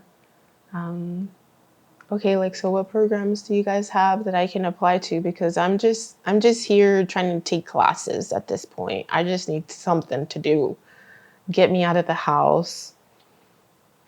And they had this program called Integrated Studies, which means that it's not necessarily a specific degree. A little bit of everything. Yeah, it's a little bit of everything, and it gives you the freedom to sort of select what classes you want to take.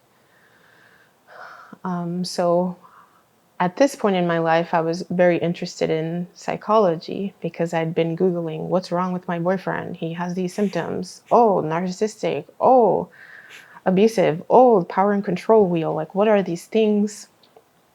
So also, like, what's wrong with my mom? What's wrong with my mom? Googling all of these things on Reddit forums, just talking to people about Yeah. like, am I crazy? Like, this is what's going on in my life, anonymous. So I pursued an integrated study, a Bachelor of Integrated Studies, and that was the best thing for me. It was so awesome. I took so many psychology-based classes. I took a lot of creative writing classes. There was one class called Unbroken, where it was a creative writing class, but you used your story to write through these prompts and things. So I was able to really process my experiences through these classes. There was one class that we did a lot of mindful meditation. That was required for that class. So there was an app that you had to download and do guided meditations. That saved me. At this point, I was an atheist still, so there was no sort of like prayer or any sort of faith in anything. FGCU was very environmental forward, so there were classes that were required that you had to be out in nature and like take photographs of things or volunteer for a nature preserve or things like that. So that really saved me as well. I did really well. I had, A's and B's because I put my everything into these classes with absolutely no plan in mind. I really was just trying to survive. And I had no plan. My 2 years came around, or my year and a half came around, and I took like mental health and crime, and there was a domestic violence class. That was it, like my very last semester. I signed up for it, and the professor was a licensed mental health counselor, and she worked with victims of domestic violence and women and victims of human trafficking. And sometimes she would have to leave in the middle of a lesson to like answer a phone call or from one of her clients or one of the victims she was advocating for, that sort of stuff. And I learned so much in that class. And in that class, I realized that I had been in an abusive relationship, emotionally abusive, financially abusive, psychologically. This person would gaslight me, they would manipulate me.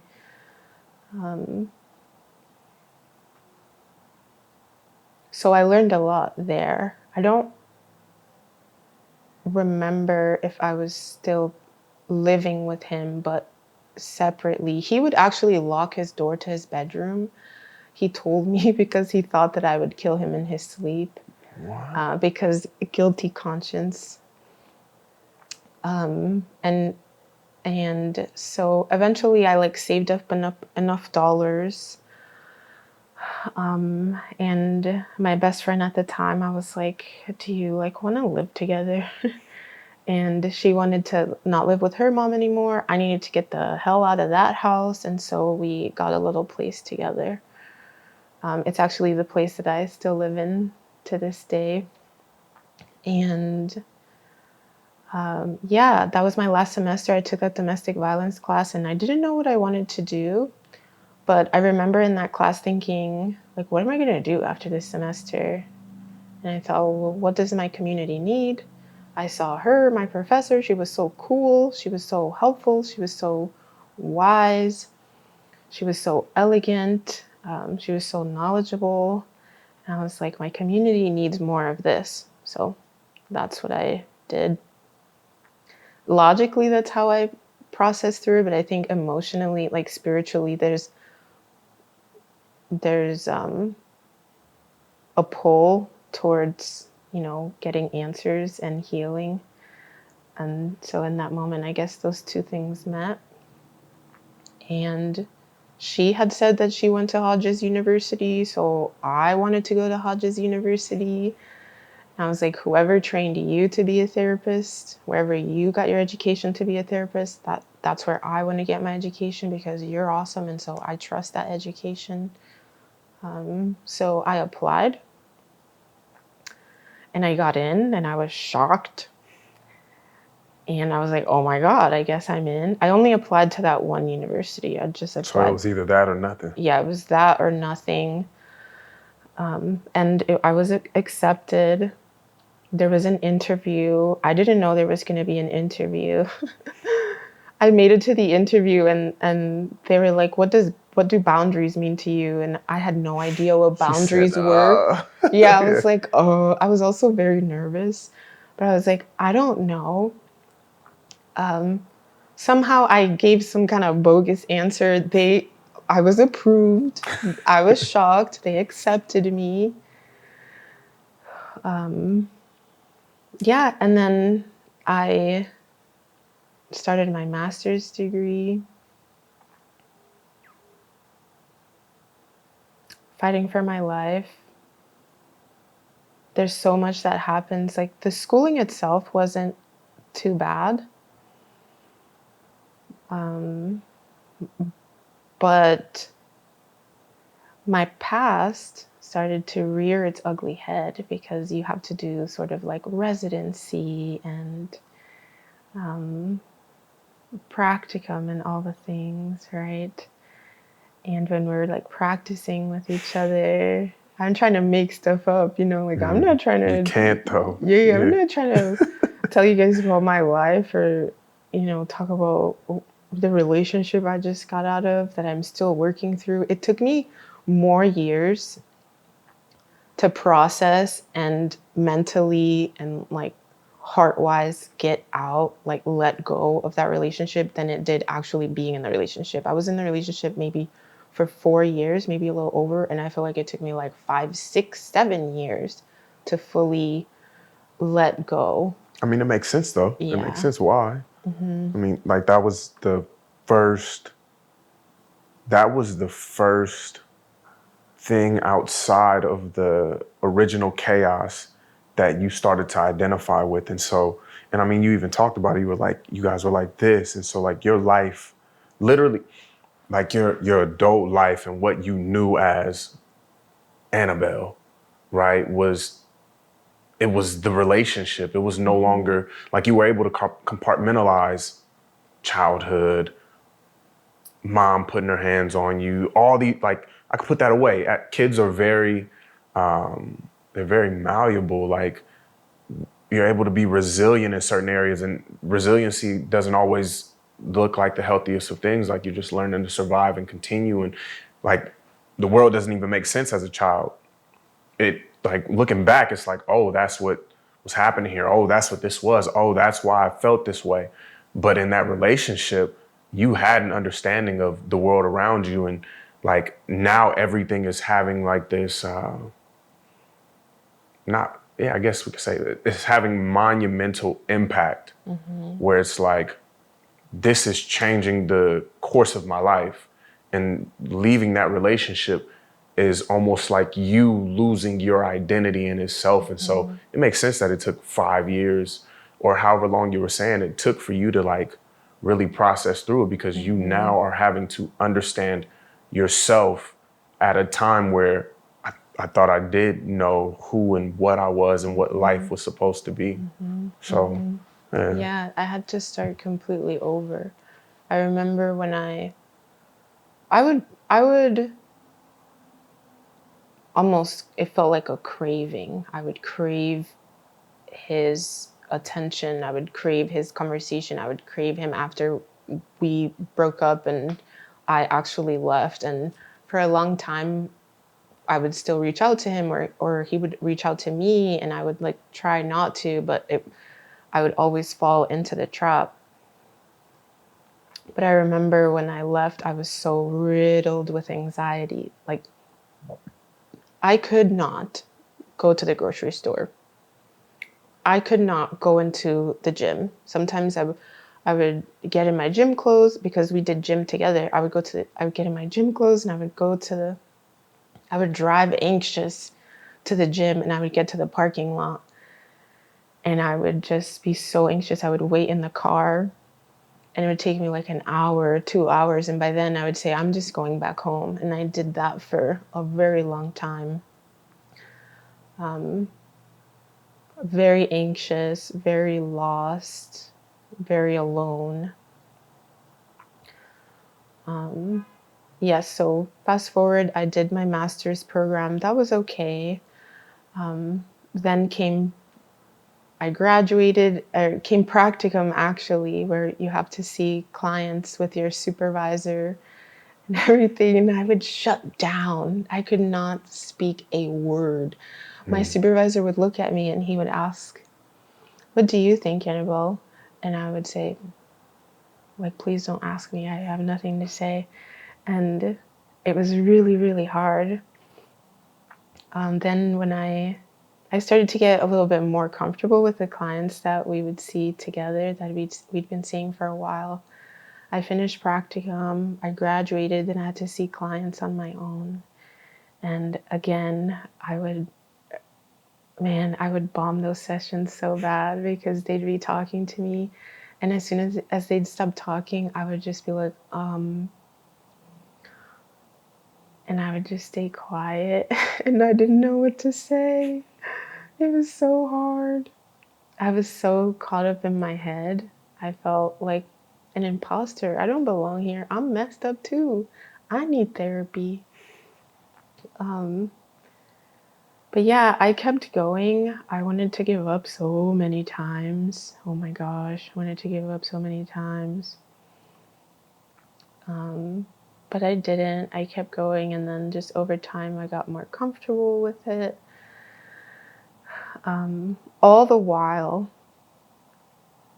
failed relationship after failed relationship after failed dating, after failed friendship, after ghosting people. I had very avoidant tendencies up until almost like a year or two ago.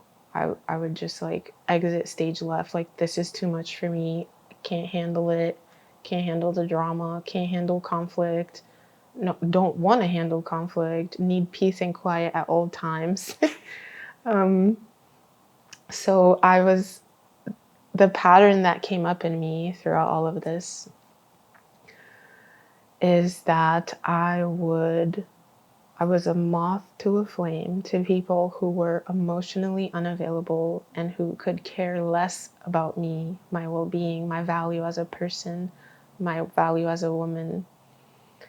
And I pursued people like that. I pursued them always, and they would crash and burn because almost everyone turned out to be a liar, a deceiver, a cheater. And I always had that like intuitive knowing, and I'd always find out. So it came to a point where it was another failed relationship, someone that I absolutely adored, and every time a relationship would fail, I would go into a deep depression, functioning depression. And every time I would go into a deep depression, whether it be about that or something else, I would distance myself from my friends. They would not hear from me. Like, genuinely, they would not hear from me again for weeks, for months, or even years. I would just disappear. I would isolate. Cue being a little girl, when conflict would happen, when our mom had gotten to a breaking point and was abusing us, I would hide. I would hide in my little brother's room, or I would turn away in the car, or I would stay silent. I would suffer in silence. So when depression came up in my life as an adult, that's what I would do. I could not be in relationship with people. I didn't know how to do that and also navigate my own suffering. I had to be by myself. I had to be alone. And I never gave an explanation. I would not tell people, I'm going through a hard time. I really need some time off. They would just never hear from me again. So I that failed, one failed relationship. I was so depressed in my bed, just crying, again, fantasizing about death, and maybe that would be better. And again, that thought would come up, I can't go out like this. Like, there has to be more for me. This can't be it. This can't be how I die. And I reached out. I looked online for a therapist. I reached out, and as soon as I saw her picture, I knew. I knew I'd be working with her, so I reached out, and I've been working with her ever since. It's been a couple of years now. The visual I get when she came into my life, and there was a 30-minute video consult, I think. The relief that I felt, I was seen for the first time. I'm so grateful for her. The role of a therapist is so important.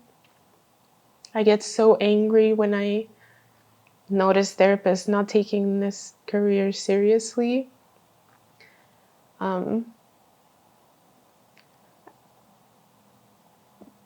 But the 30-minute consult, okay, consults, you're not talking about jack, really. You're asking questions and they're asking you a couple of questions, but she reflected something back to me and I felt so seen. I was like, yes, exactly. And I felt hope. I felt so much hope. And I barely ever missed a session with her. Maybe one time because there was a scheduling conflict, but I've shown up every single week for 2 years. The visual that I get when she came into my life, it was like I was drowning. Like the waves were so strong, they were so fierce, and I was drowning, and my lungs were filling up with water. And when I met her, the visual I get is she just grabbed me by my shirt on my chest and pulled me up out of the water. It was so powerful. Her love and her grace and her understanding. She's always so non-judgmental, very grounded person, and she has just walked me through everything. I have felt compassion for my mom for the first time because maybe this will help someone, but she asked me, I would tell her, like, I want to forgive her, but I can't forgive a monster. Part of me just like innately, like deep down in my soul, wants a relationship with my mother, but I cannot get this image out of my head of her. I'm so angry. I carry the anger for myself and my siblings too. It's me who carries it. They're still in relationship with her. They're all living normal relationships with her and I'm not. And I part of me wants that, but part of me is like, oh no, you can't do that. And she said to me, visualize maybe that you are just the therapist. And imagine that it's you and your mom and you're coming into the therapy session and you're the therapist. And imagine that they tell you their story. You as a therapist, how do you see your mom now? And I felt it. It was compassion. It was a mother who was trying her best. It was a mother who did not go past third grade, who did not have the words either, who did not have the resources either to express herself. A mother who was brought up in a culture where that was normalized, hitting your kids. And I felt compassion for her in that moment. I did not think that was possible. I was gung-ho on the answers. No. She's a monster. I can't be in a relationship with a monster. You guys can pretend that that never happened. You may have the capacity to forgive her, but I cannot.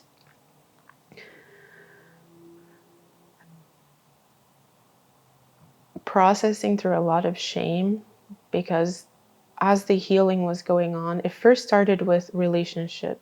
She asked me the question, what part of you is comfortable? Because I said, I used to say I didn't have a type, but I think I have a type, and it is emotionally unavailable. And she said, oh, well, what part of you is comfortable with being in relationship with people who are emotionally unavailable? And I had to dig deep, and I had to answer and say the part of me that does not feel worthy, the part of me that doesn't feel valuable. I feel like I'm not lovable, as evidenced by cue childhood abuse, cue everyone just feeling invisible, and I'm not worthy. There's nothing to love about me. Why would someone want to love someone who'd been molested as a child, someone who doesn't talk to their family, doesn't talk to her mother, her own siblings? And it started there, just building up my self-worth, processing through that childhood trauma.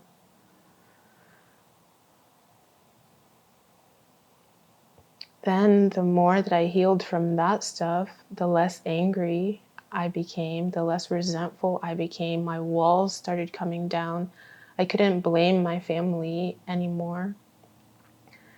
And then I began to realize how much I had hurt my family because I was hurting.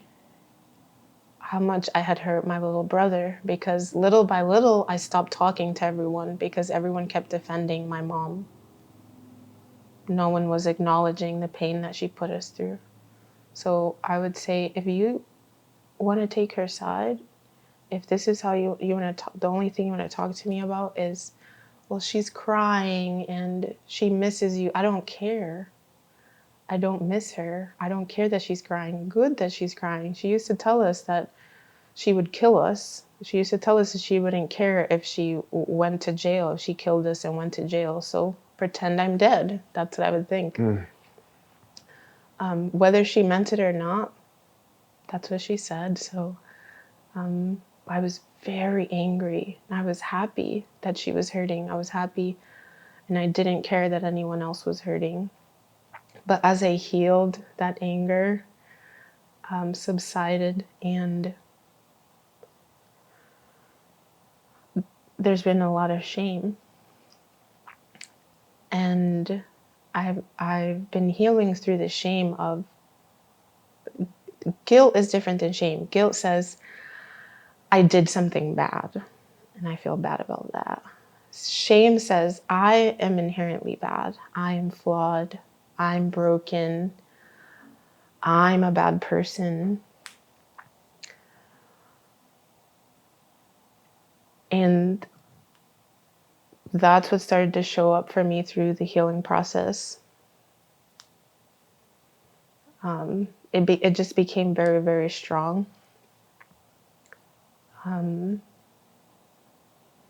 So even when I did want to speak to my family, I felt like I couldn't, because they would reject me now. They wouldn't understand. They don't know that I'd been sexually abused as a child, that person is still part of the family. What would that do to the family? Will they believe me? Would he acknowledge what he did, or will he deny it? Will it break his family apart? It's just better to stay away so as to not cause any more harm.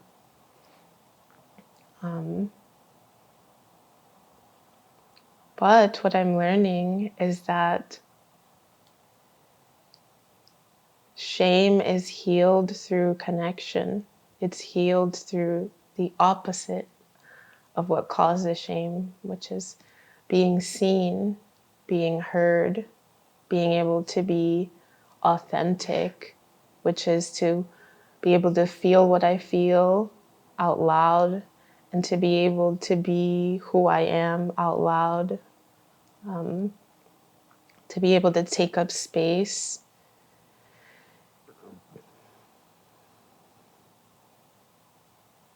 And so that has brought me to this point in time and being able to tell my story and not protect anyone else anymore, and to just do it for my own healing of the shame that I carry.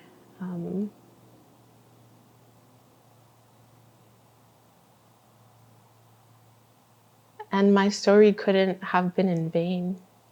That's how I feel. It can't be in vain. I can't explicitly tell my clients sometimes, like, oh yeah, me too, when I was 5, you know. I've never really had the courage to tell anyone my full story. Some people know bits and pieces, but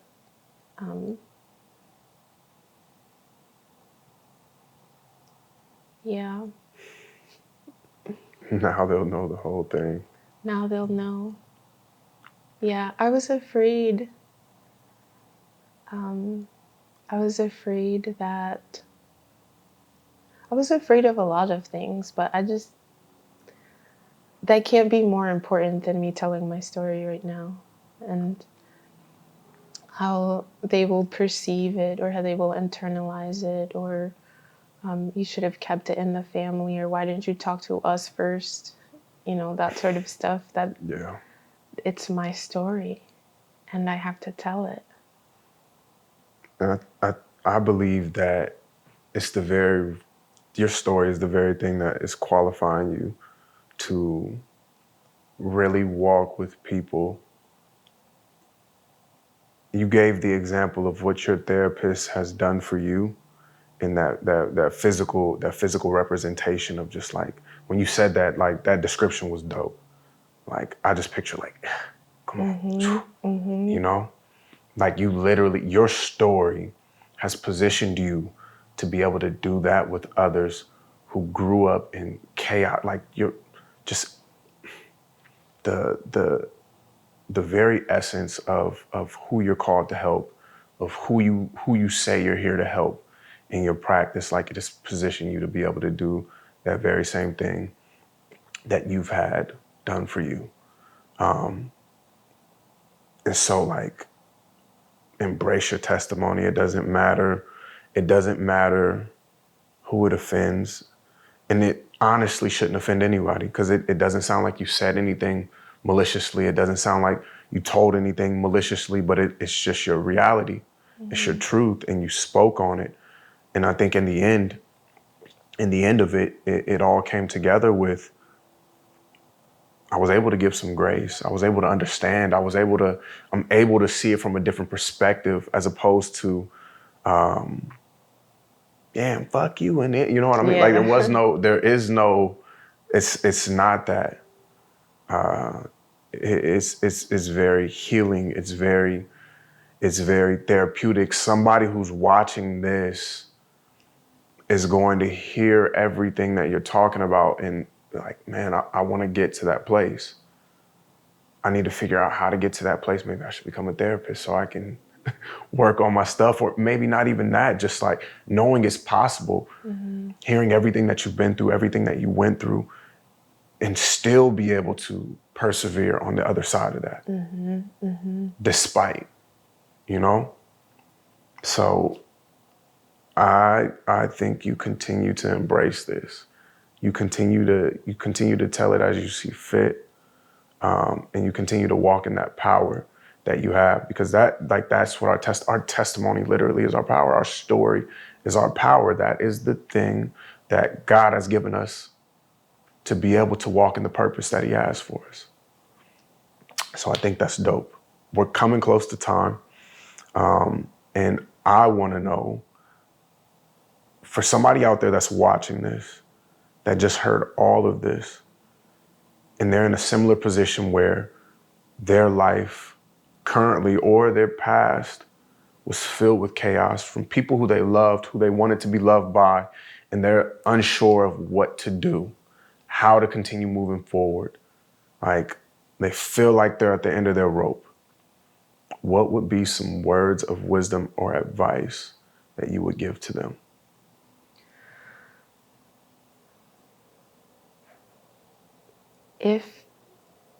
If you are at the end of your rope right now with just feeling lost with no direction or no idea what to do next, if you feel like giving up, I would say, like I tell myself, you have to keep fighting. You have to keep fighting for yourself. The same way you would fight for that ex-boyfriend or that ex-girlfriend, the same way you would fight for your child, the same way you would fight for a sibling or a friend, you have to fight for yourself. You have to tell yourself that you have to do whatever it takes. I would encourage you to seek help. Find a therapist, perhaps a mentor, a life coach, a pastor, a friend, a wise adult in your life, and come to them and tell them what you're going through, what you're experiencing. Don't suffer in the silence by yourself any longer. If you don't have resources to pay for therapy or anything like that, I'm sure there are resources in your state. There is a website where, when I found my therapist, I found her on a website called Open Path Collective, that you can pay for therapy at a lower rate. Yeah, that's what I would tell you. I would just tell you to keep fighting. You have to fight for yourself. You have to get up. You can't go out like this. This can't be the end of your life. Either things are going to get better for you, or you will give up before they get better. So keep fighting. Don't give up on yourself. There we go. There we go. Also, real quick, if anybody is in the state of Florida and they're like, yo, you got to be my fucking therapist, where can they find you? You can find me on Instagram, sincerely Annabel Perez, or you can go to Psychology Today and find me, Annabel Perez, LMHC, in Punta Gorda, Florida. You take insurance? I take insurance, Cash? IOUs? IOUs perhaps. You maybe take not. IOUs? I'm just playing. Yeah, Yeah. so if y'all want to book with her, check her out on Psychology Today. Check her out on Instagram. She posts really dope content as well, too. So even if you're not sure if you want her for a therapist or you're not in the state of Florida, check out her Instagram. Dope content.